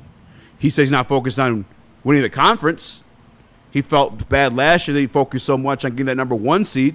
He never said nothing about not focusing on winning the division. And if he did, I'll pay your $10 back to find me the clip. Shout out to you, though, for sending the super chat. I appreciate it, Steve. Shout out, Steve. Again, if you guys want your stuff read, send the super chat. It's going to be the easiest way for us to find it because right now there's a hell of a fucking comment section. And I appreciate you guys for keeping it that way. Shout out. He says, not focused on winning the division. I love you, though. And playing well at the end of the season when the tournament starts. And you're absolutely correct. You are absolutely correct. It is week 1. But I'm here to talk about yesterday's game. And I'm not going to sit here and lie to you. Yeah. This isn't BDE, guys. I'm not going to tell you that Jared Goff's on the same level as fucking Lamar Jackson and Josh Allen. I'm not going to tell you that Micah Parsons is a regular good football player. What the fuck? Sorry. Jesus. Fuck, man. One more super chat. 2 more. 2 more super chat. I mean, what the I mean, you want me to... I can't. I have too much respect for you. I respect you guys too much to sit here and fucking lie to you and feed you fucking bullshit. I can't. You should feel disrespected that someone's going to try to tell you that shit. Hutch looked better in coverage than Jack Campbell. You asked for something positive. Nick, Jack Campbell was garbage in coverage yesterday. What the fuck? You go out, you draft a first-round linebacker. That was supposed to be your thing. You're the 6'5" fucking pass coverage guy that can come down with violence in the run play. When's the pass coverage part coming? He never turns his fucking head. I love you, Jack. I think you're a psychopath, but what the fuck? He was supposed to take the big step up this year, Eazy. He failed his first test miserably. Jack Campbell, that is. And also, talk about former first-round picks for this Detroit Lions team. Terrion Arnold. Very tough look. From everything that we heard this offseason was Terrion Arnold is taking a big step forward. He is looking like a cornerback 1 potentially. Yeah. Terrion. I got excuses for him, though. I got excuses for him. That one was a pick play, and he did get hurt. He never even leaving the game. It wasn't cutting it before that either. And Terrion would probably say that himself, that he needs to play better. Yeah. Also, first throw of the game.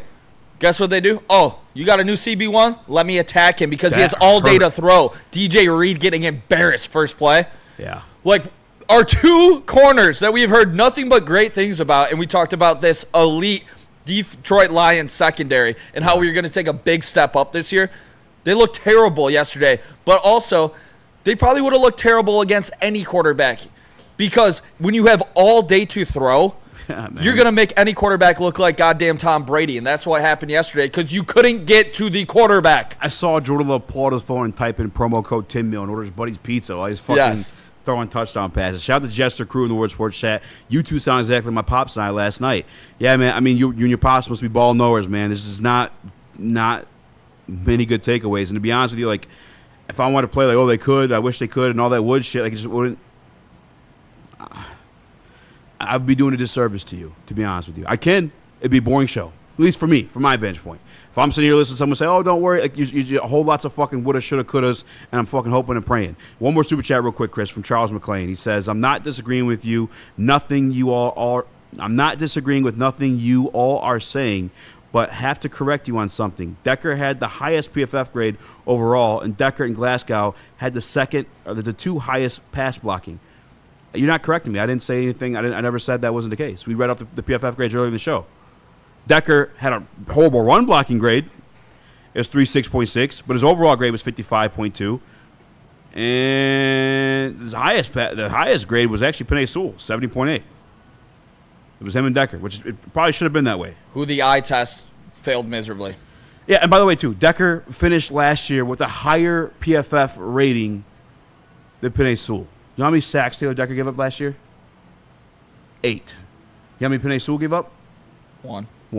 So how the fuck is that? I mean, congratulations, PFF, for swindling people out of fucking millions of dollars. I mean, Yeah. Jesus Christ. PFF is ass. I mean, come on. Chris, what are your thoughts? So if you want me to go Love you, Charles. ultra positive, as the person that said at the top of the show, you should be more concerned than you were last year. But if I'm trying to go ultra positive, I can point to 2 things. I can point to, 1, this regime, this coaching staff has shown a history to make corrections, and you have 2 years of just success on film that you can go to, you can look at, and you can study, and you can figure out why you're doing great. The other thing that I will say, I know it's way too early to have this conversation, but we did see 2 years ago, we saw Dan Campbell, when he felt like the coaching staff wasn't producing the results that the team needed, he had a great feel for this locker room and feel for this coaching staff and made a decision to make a cut to the coaching staff, and then that turned around this team, and that was a big spark that helped this team turn around as the season went on in 2022. And so 222. I still have a lot of trust in Dan Campbell being able to figure this out, because you know what, even if one of these coordinators isn't the guy, Dan Campbell has shown to have an incredible feel for the pulse of the team and what the team needs to do. And so that is my only positive. But if you're talking actual just game positives, there's none. Not a single fucking one. But if you want to go positive, that's the only positive thing I can give you. Dr. Clapper Cheeks, $2 super chat says, a lot of y'all told me Reed was better than Davis. I have to go. Again, I haven't watched the defense back yet. I'll get back to you with that one for sure. Also, real quick, shout out to Hamburger Harvey, because I got shout out. This one. We shouldn't have listened to the ass clowns reporting the practices. These things were happening in practices. We just didn't know the offensive line was fucking absolute fucking garbage, and that's why they were happening. I mean, wow. Yeah, that was a great takeaway by you, putting 2 and 2 together there. Yeah, look at the Miami scores and go look at the Texans score. Their offenses individually did nothing. Literally terrible. One against the Colts, for Christ's sakes. Sorry. Made Daniel Jones look like Joe Burrow. I mean, what the fuck? Yeah, I was shocked. I mean, obviously locking the Finns was definitely not the move either, if we're going to take some accountability here on Overreaction Monday. But for this team to bounce back, it just starts up front with the offensive line. That's how they need to respond. But my question to you is, Eazy, obviously we got the left guard Mahogany, center Glasgow, right guard Tate. Do you believe Graham Glasgow can be the starting center for a Super Bowl winning team? Kevin Zeiler's on it. Kevin Zeiler's next to him, maybe, yeah. Can we trade for him? Yeah, not yet. Oh, no, because you gave your 3rd round picks. Okay. Yeah. All right, relax. 3 for Tesla, who got 1 target. Yeah. I mean, I think Tesla's going to be a great player. I would have liked to see more snaps from him, to be honest. Yeah. I don't hate Graham. I don't think Graham was awful. He wasn't good, that's for sure. I think the young guys look the worst to me. Like, we have a kid in Luke Van Ness who's not done dick his entire career, bull rushing you, like as you put it, and I hate that you put it this way, because like it's kind of true. Like Aaron fucking Donald. Like, you made that kid look like Aaron fucking Donald. Yeah. Like, I'm gonna blame the young kids. I mean, Devontae Wyatt doing the same to Tate Ratledge. Not good. Not good. At least, like, one of the ones that Mahogany gave up, I believe, was Parsons. So at least you can say that's Parsons. What you do to Luke Van Ness, Devontae Wyatt, and it's on a 4-man rush, not good. Not great, Bob. And to Nick's point, Jester Crew comes into the super chat. I'm sorry, to Chris's point, Jester Crew comes into the super chat and says, man, that sure hurts, though. Our best head coach move might be to fucking fire someone. It's early. Yeah. It's early, but we saw it happen before. Yeah. And again, I think that's something you should. That's Danny a G, good yes, quality. Like, he's not going to let this season. He's not going to let this season completely steer off ship. Like, that's one thing that we can count on Dan Campbell for. And I know it's one game, but you asked me for positives, and I saw 60 minutes of no positive.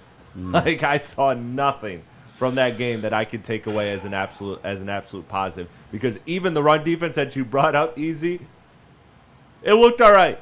But did it look like the Lions' run defense the last 2 years? Kind of. I saw a super chat in here that says, time to call up Frank, whatever it takes from Michigander. I mean, do you think there's legitimately any possibility that Frank Ragnow comes out of retirement? Nope. I don't think so either. We'd have to be like 12-3. You know, like and Frank, Graham goes down or something. Frank, the Super Bowl's right there, bud. You know what I'm saying? Like, we could pay you something healthy. Let's go get it. It had to be like that type of situation. And the way they looked yesterday, I don't know if we're going to see that. He ain't picking up the fucking phone after yesterday. Yeah, don't call my phone. Yeah, he's got the do not disturb. Yeah. Shout out to Dumbo Jumbo. Hypothetically, if we keep this up, what's the nail in the coffin for both coordinators? I think we'll bounce back, but DC has cut a coordinator before. When's the second time? We look up the second time we play the Bears. I feel like if that happens twice. That's the end of the season. Oh, end of the season? Yeah. I don't know if there's going to be a nail coffin for Shep. I think Shep, again, I think the defense kind of stepped up the second half. Like the worst of the ass whooping came in that first half. And I think outside of maybe the 2-score touchdown, that might have been the second half. Everything else kind of slowed down. Could have been also the Packers trying to run out the clock because they're just. Yeah. That's their cigarette. Like, I already came. You know what I'm saying? Like, I'm just cruising now. Like, it could have been that type of situation. But I could see it happening with Johnny Moe simply because you got too many toys on this offense to fucking be failing with, dude. You got way too much to work with. Way. And I don't give a fuck how bad the offensive line is. Like, I get it. But, like, the good coordinators, the good player callers can make something of that still. More than what you saw yesterday. And, again, some of it could be Packers defense. Like, maybe we're overlooking, like, how good. Because they ranked fairly high in almost everything last year. They still only ran, like, a 4-man front typically most of the time last year. Like, we could be disqualifying on how good they are. I like Edgerrin Cooper. He was a rookie last year. I think Quay Walker, I know we all hate him here, but he's pretty solid as well. Yep. I like Devonta Wyatt coming out of the draft, but he's not really proven to be nothing. But Van Ness, I mean, maybe those guys are better than we're giving them credit for. And Chris, can I read the super chat real quick? Yeah, go ahead. Jesse Woodward, shout out to Mr. Woodward. Not trying to get you guys off topic, but the way Soldier Field looks for tonight's game is scary for player safety. Should or would the NFL step in before someone gets needlessly hurt from that field? What's going on with the field? Is it like I saw a tweet about it. I haven't been able to see it. I'll get eyes on it. Like 7 Mile grasses, like heroin needles on the grass and shit? What's going on? Dude, I'll get eyes on that. My if it's just wet, that's football, brother. Yeah. There's a nasty little spot. Oh, yeah. Yeah, shout out all you guys for the super chats. Make sure you guys smash that like button here. Smash that. Also, one more super chat, by the way. Michigander says, time to call Frank. Did we read that one? Sorry. Yes, we did. Yeah. Okay. Sorry. You're good. I see a lot of Will Johnson love in the chat. God. He destroyed that player. He looked phenomenal. Will Johnson had a 90.2 grade rating yesterday. He had an interception taken away, too. I cannot believe that Will Johnson fell as far as he did. And I mean, to be honest, the Lions already put in a draft capital for a first-round corner and then went out and got DJ Reed. But I think Will Johnson's a legitimate – he was a blue-chip type guy. And he already looks like an elite cornerback in the NFL. Yeah, man. Like, I don't want to do that because it's hindsight and made me crash out more. But like one of the guys that I liked, Will Johnson, obviously that would have been fucking sick. I remember when it happened in draft night, we were like, whoa. Let's do it. I mean, he looked fucking phenomenal. That's when I crashed out. That started the uproar. And guess who gambles on injured players anyway? Yeah. Brad Holmes. You're going to gamble on that one? You great GM. The other one, too, gambling on injuries for a guy that I thought could have been top 10 when healthy, Josh Simmons of the Chiefs, their new left tackle. I think he looked pretty solid his first time out. But that's a guy I think we saw yesterday. Decker's getting up there. I think he could also play guard for you if he need be. And definitely, no disrespect to Tate, maybe I could end up wrong on this too. Just one game, week one, I think Josh Simmons is going to be one of the ones.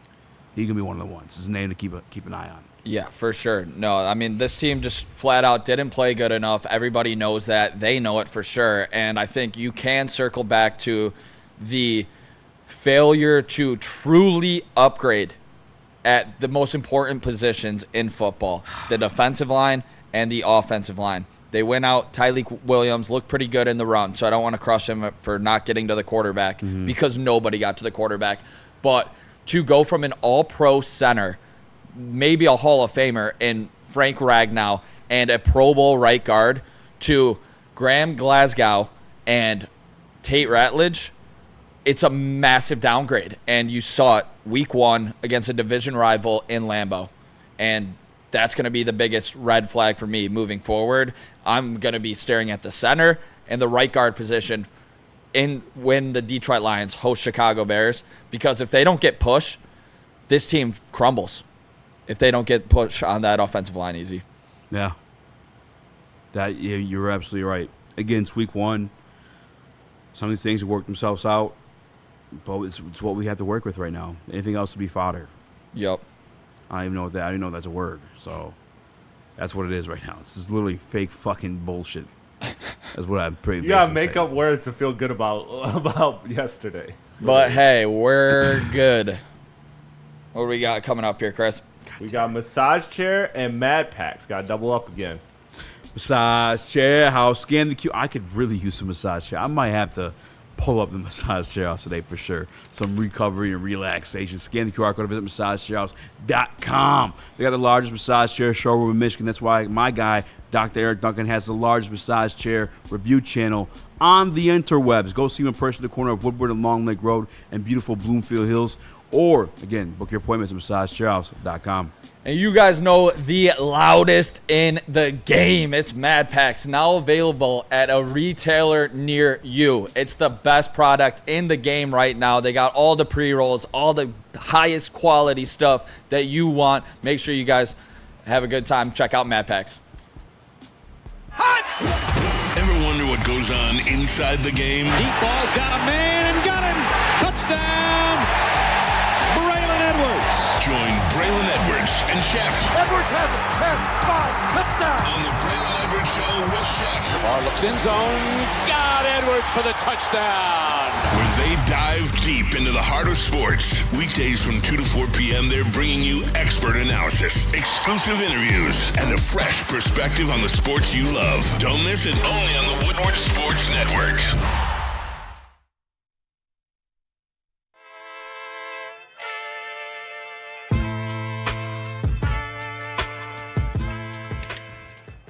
Hey, Tony, what's up, bro? Same circus, different clowns. For sure. You want the usual, the big zip? You know me too well. I threw a little something extra in there for your ma. Oh, Hope man. she's doing all right. Ay, guy, sei un santo. You're a saint. All right, buddy, we'll see you next time, okay? Grazie. We don't like to brag that we are the toughest sports network in Detroit, but we do have a guy named Darren McCarty on our side. Woodward Sports. The weather might be getting cold, but at Loom, the good vibes are heating up. Buzzing, sparkling THC beverages are here to take you into fall with bold, crisp flavors. For a limited time, try their brand new seasonal drop, Apple Cider. Each can uses 7.5 milligrams of real THC wrapped in bubbles, made with real fruit juice, 0 artificial sweeteners, and absolutely no hangover. Perfect for bonfires, tailgates, or backyard barbecues. Find Buzzin' at all 39 Lube Cannabis locations across Michigan or order online at loom.com. Use code WSN30 to save 30% off your entire order. You heard that right. 30% off. Use promo code WSN30. And the best drink in the game to go with it, we got Sun Cruiser Iced Tea, real vodka. They're perfect for couch gates, tailgates, anytime that you guys want to have a good time. Make sure you're drinking Sun Cruiser. It truly is the best drink in the game right now. I enjoyed a couple cans yesterday watching the Detroit Lions game, and they truly are phenomenal. Check them out. What up, welcome back. Woodward Waits live on WoodwardSports.com. I'm Eazy, joined by Nicholas Cole, Chris Platti, Birdie in the building. Shout out to Deer Ram. Super chat. Throwing money because he got it like that. And then Michigan 1-2-1-2. I saw multiple plays where routes were not deeper than 10 yards. Did they hire Kirk Campbell?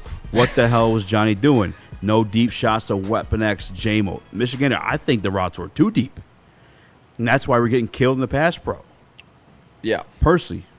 Another super chat. Shout out. Oh, mine's froze. Can't see it.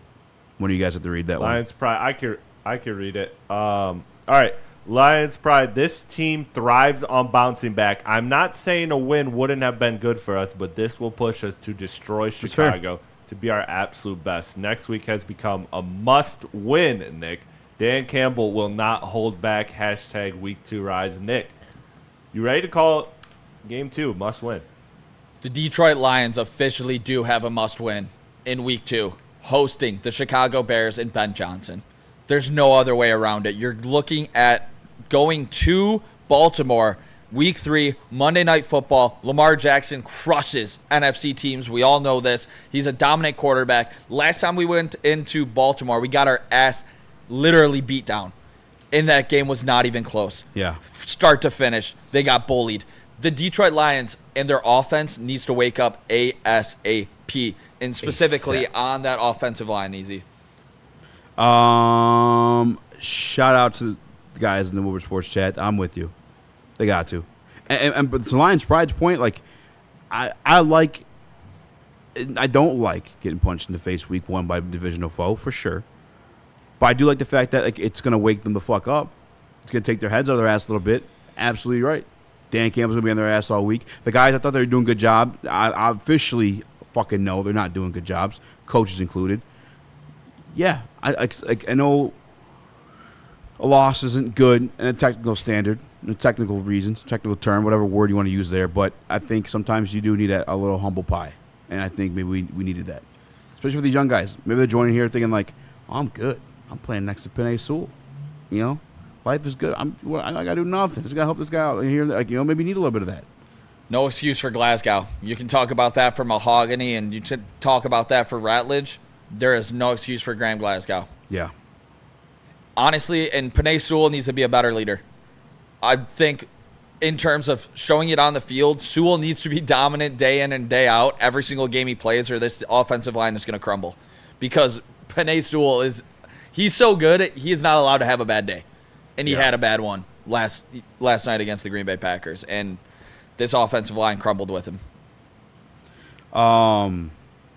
Sorry, my man Uncle in the chat trying to big up Ratledge over Mahogany. No, Ratledge, in my opinion, was worse by the tape.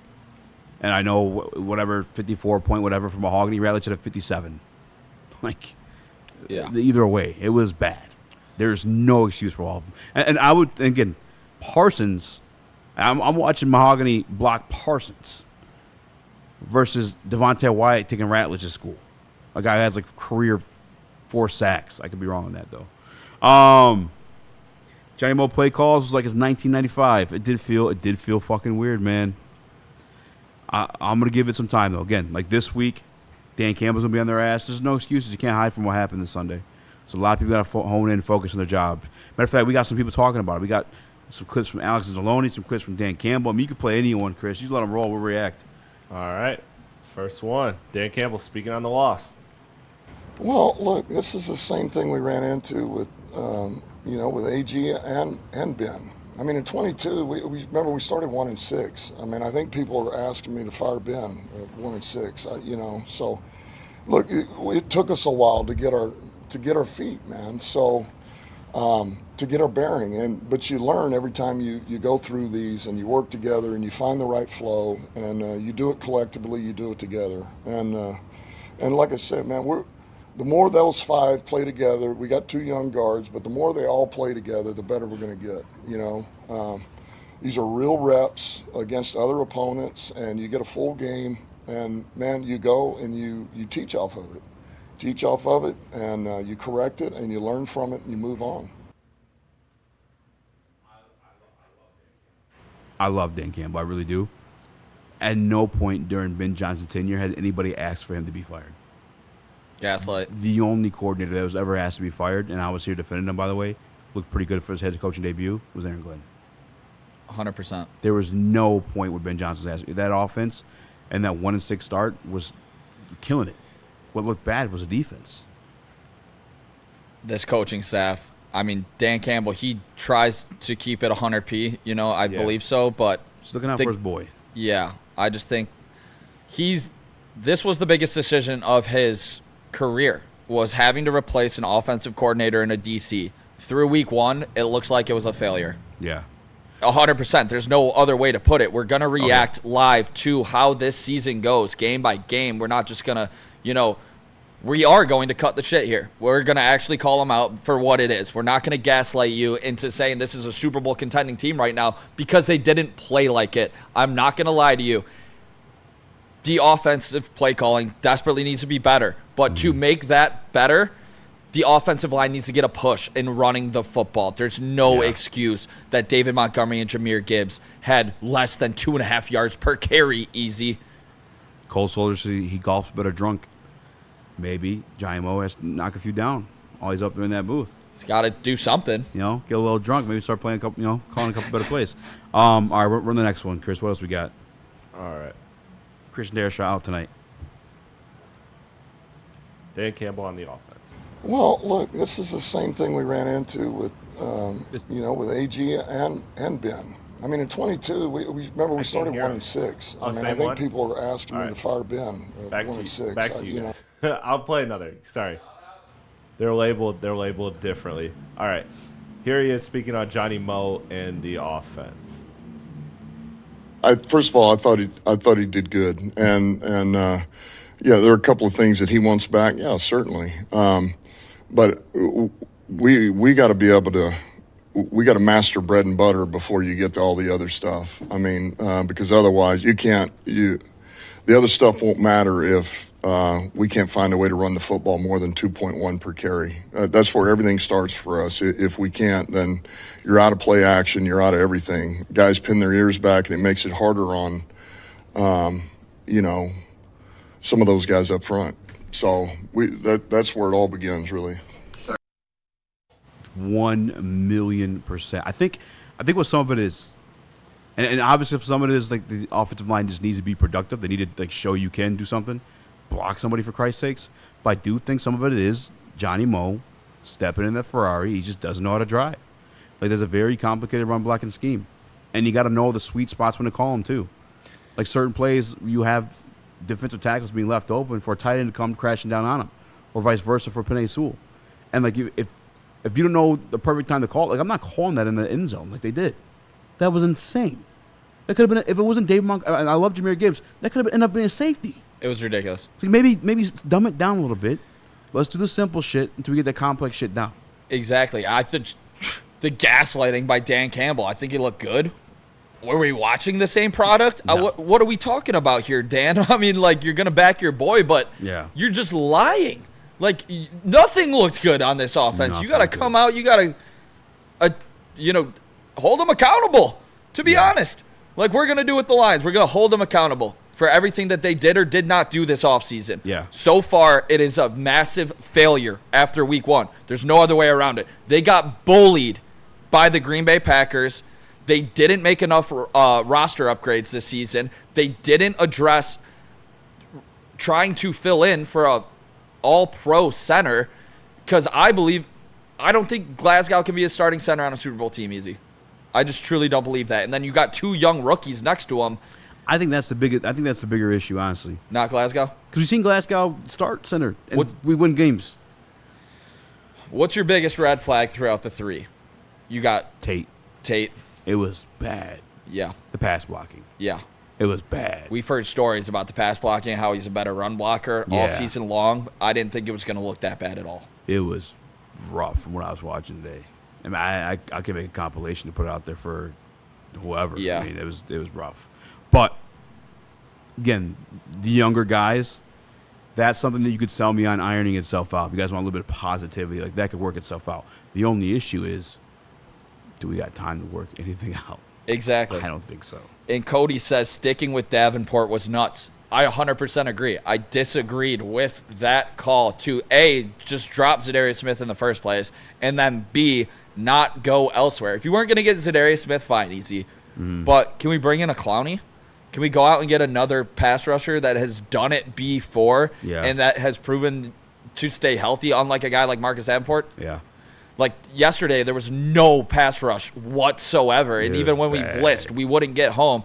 Jordan Love obviously was going to look like a goddamn, Pro Bowl or Hall of Fame quarterback when he has all day to throw.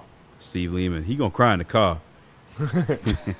Johnny Mo baby kept crying in the car. I waited 20 years for another offensive coordinator opportunity. This is what happened.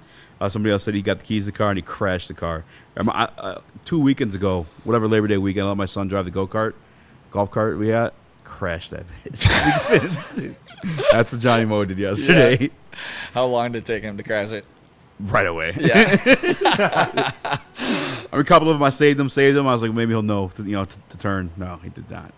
Sticking with Davenport was the right move, says Weezy D313. And you are also smoking some very good marijuana there, buddy, because that is a crazy take after week 1 to have that thought. Yeah. Marcus Davenport didn't look like he was on the field. All these guys get next week to, make all this shit go away. All of it. But based on yesterday, it's all bad. All right. WTB Chad says, guys, I'm at BlackRock. What's the code I tell them for 20% off? Tell them Woodward Sports sent you. Yeah, tell them Woodward Sports sent you and you get 20% off your tell food them bill. Tell them the heavy sent you. What'd you say? I said exclusions apply, though. Oh. 20% off your food bill, though. Oh, okay. Yeah, no alcohol. I don't think you get discount drinks, but discount food, you get it, right? It could be off everything, yeah. It doesn't say the specific exclusion. I would rewind to Chris's ad, screenshot that, and be like, yeah. Huh. Don't even say words. Just do like a Johnny Morton play call. Sorry, Johnny Morton. You might end up being good. I'll pray on it. I'll pray on it. I seriously will, man. I seriously will. I will right now while you do your Loom read. Shout out, I believe it's Caesars. Caesars Sportsbook, ladies and gentlemen. If you think the Detroit Lions are going to turn things around right now, you get the odds for like plus 420. Funny that we were talking about Loom. Plus 420 for them to win the NFC North. If you want some good money, all right? Get your money back if it doesn't happen, though. It's promo code Woodward1000. Scan the QR code and visit CaesarsSportsbook.com. A ton of fun, a ton of sports, and a ton of man-meat. Welcome to the Woodward Heavyweights, live daily 5 to 7 p.m. on Woodward Sports.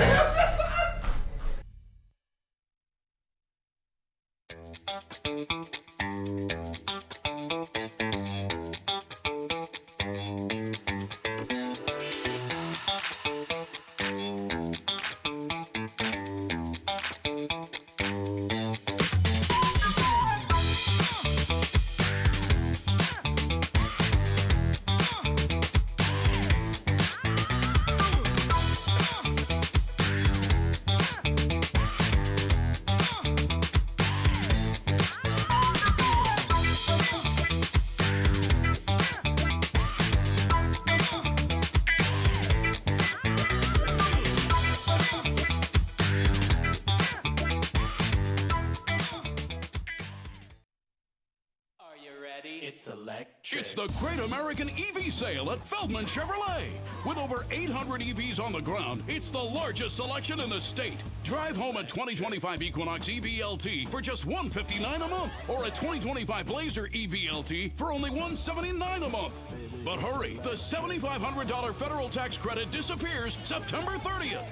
The countdown is on. The Great American EV Sale is here, only at Feldman Chevrolet. Detroit has the best sports fans in the world. That's why they deserve the best sports coverage in the world. We are the Woodward Sports Network. Feldman Chevrolet is Michigan's #1 Chevy dealer with 5 locations in Highland, New Hudson, Novi, Livonia, and Lansing. This month's specials include a 2025 Silverado 1500 Crew lease for $189 a month, and you can also get a 2026 Equinox LT lease for $219 a month. This offer ends September 10th, so get there quick. What up, though? Welcome. I feel like Let's go. I feel like a vampire. The collars up like this. Welcome to Woodward Sports. Get your mailbag segments in. And guys, I know obviously a lot of bad things were said, but a lot of bad things happened. There's not good stuff to come away with. I mean, I do have hope that the offensive line will get better because those young guys, their first time out there and going against a pretty solid front. Maybe we're undermining what their front's going to be all year. No, dude, I'm not going to believe that. Lucas Van Ness is not an all-pro defensive tackle. I am not cutting on that much slack here, Easy. Yeah, I'm with you. Mailbag. Get him in. KJ starts off hot. And he says, Doc admitted he was wrong about his "we're good" take yet. I don't know. I doubt it. Doc's a stubborn man. Dan hit Doc with a little, really? I think Doc asked Dan, like, don't you feel like those routes are a little too simplistic? Dan said, really? So this is what you guys need to do. I love the Doc, by the way. But he needs to pay for his sins. All right? I'm blaming Doc for why Zadarius Smith's not here in the Detroit Lions uniform. You can never let him forget that part of the reason we don't have a pressure on quarterbacks, at least through game one, is his goddamn fault when he misquoted Dan Campbell on purpose for fucking clicks. He sold out a Super Bowl roster for fucking clicks. Don't you forget it, John. It's your real name, huh? Dan Campbell's the one that said that quote, though. He said we're good. Yeah, but he said we're good for right now. Until Davenport gets hurt. He didn't say we're good. He said we're good for right now. Then he mumbled a bunch of other bullshit. This is what he has to say. He said we're good and then took a pause. No, he didn't. There was no pause. I swear to God, I swear to God. Good. No, he didn't. Everything's fine. He said we're good. No, I just think this defensive line needs to step the F up ASAP. And you saw Ali McNeil not being in the middle, getting pressure on that interior offensive line, and Jordan Love up the middle. Really came out to show yesterday. Tyreek has a long way to go in terms of getting to the quarterback. I got to watch fucking Amon-Ra and Cheerios do a headstand. That pause goes against your point because that pause is probably Dan Campbell saying, "Oh, fuck, there was no pause, God damn it." If there was one, that pause was, "I'm lying right now. What can I say right now?" Yeah. If you want to, Chris, you could grab the clip. I swear to God, there's no pause. I thought there was like a slight pause. No. All right, we definitely heard that interview completely different. For sure. I don't know what. Yeah, you're tripping. You're tripping, bro. You're blaming the Doc, but not blaming the coach for actually saying we're good? Because that's what he has to say. Did Zadarius Smith get signed after or before the Eagles game? It was after the Eagles game. Like they're waiting. Teams are waiting to sign him. All right. We're good. I just still think it's like that's on Brad Holmes for not getting this fucking deal done and bringing him back. I'm not mad at Dan. I'm mad at Doc for just taking what Dan said out of context and making it sound like something bad. You know, you got it. I got one. Do it. Well, let's close. Do it Dan's radio part. That? Do you get the "we're good" stuff or no? No. Oh, that's what I was asking about. Video. Oh, do you want one or no? Nah, dude. I mean, all right. Damn, there's 7:00. Make sure you guys smash that like button, you knew I was gonna and play hopefully we'll get a you got a golf very one? different Monday show. Easy. Play the golf one. All right. Here's our Lord and Savior. Sure. I don't know. I mean, anytime you're with a coordinator for the first year, it's the first year of a coordinator, and that doesn't mean that we can't be great right now. We should be great right now, but there are hurdles, obviously, that you're going to have to face and get over and improve on, and I think that's where the urgency to improve on some of those things from us needs to be there, and I intend to lead that. All right. Actually, you do play one more. I do want to get this out of the way. It's the one I sent. It's a widescreen run, just a screen recording. Okay, yep. 57 seconds, I think it is. Roster continuity? Yeah, I don't know. Yeah. All right, here we go. Shout out Paul Thomas. Not so much with us about continuity within the roster. How quickly do you think you can get that bread and butter mastered so that this offense can really start clicking? Well, I don't know, to be honest with you, because, I think things take time, and you don't know, is that going to come in a day? Is it going to come in 2 days, a week, 1 game, 2 games? All I know is it'll come, and it just takes a minute to, real bullets, full speed, real opponents, working together, and then you find your groove, you find your rhythm. So all I'm concerned about, honestly, is I just want to get better from last week. I want to get significantly better from last week. I want to cut our Emmys in half. I want to be much more efficient and productive and find a way to get some takeaways, protect the football, and then we'll go from there and get better the next week. That's really what I'm looking for. So what's terrifying about that for me is why I want to play that. Well, because last year they did have the same conversation. Well, Dan Campbell put a timeline on it. He said, by the bye week, we'll be good. It's just nice. I don't know. He does not sound confident. He said, I don't know. And the other thing, too, is like last year, to begin the question, continuity was brought up, right? Like last year, there was continuity. You had Frank Ragnow had been there for a long time. You had Penei Sewell had been there for a long time. Taylor Decker been there for a long time. Graham Glasgow been there for a long time. And then the other guy that you brought in was, Kevin Zeitler, who played in the league for a long time. This year, there's not that continuity. You have Graham Glasgow playing center. They didn't sound comfortable playing with to begin the training camp. Remember, he specifically said, I'm glad to go back to right guard. I wanted to play right guard. Oh, well, we're going to play center, bud. Yeah. Continuity also missing at right guard. You put in Tate Ratledge. Continuity missing at left guard when you put in Christian Mahogany, who haven't been there with the bullets flying. You're allowed to be a little bit more concerned. But I'm going to love this team either way. I'm going to love Dan Campbell either way. If it's going to be a rough season, I'm here for it. I'm going to bitch about it. Yeah, I'm damn sure going to bitch about it, crash out about it, sure. I'm more mad. I think I'm leaning a little bit towards what Nick's going with this one, where it's like, Brad Holmes, what the fuck you doing? The Kevin Zeitler stuff, I'll stand on business about. I'm pissed about that after yesterday. We were pissed live. Livid. And I suppressed it because of the people like, oh, well, you guys are so negative, rah, rah, rah. And I was like, yeah, you know what? Yeah. You know what? These guys proven to know what they're doing. But now I'm standing on business about that one. You should have brought back Kevin Zeitler.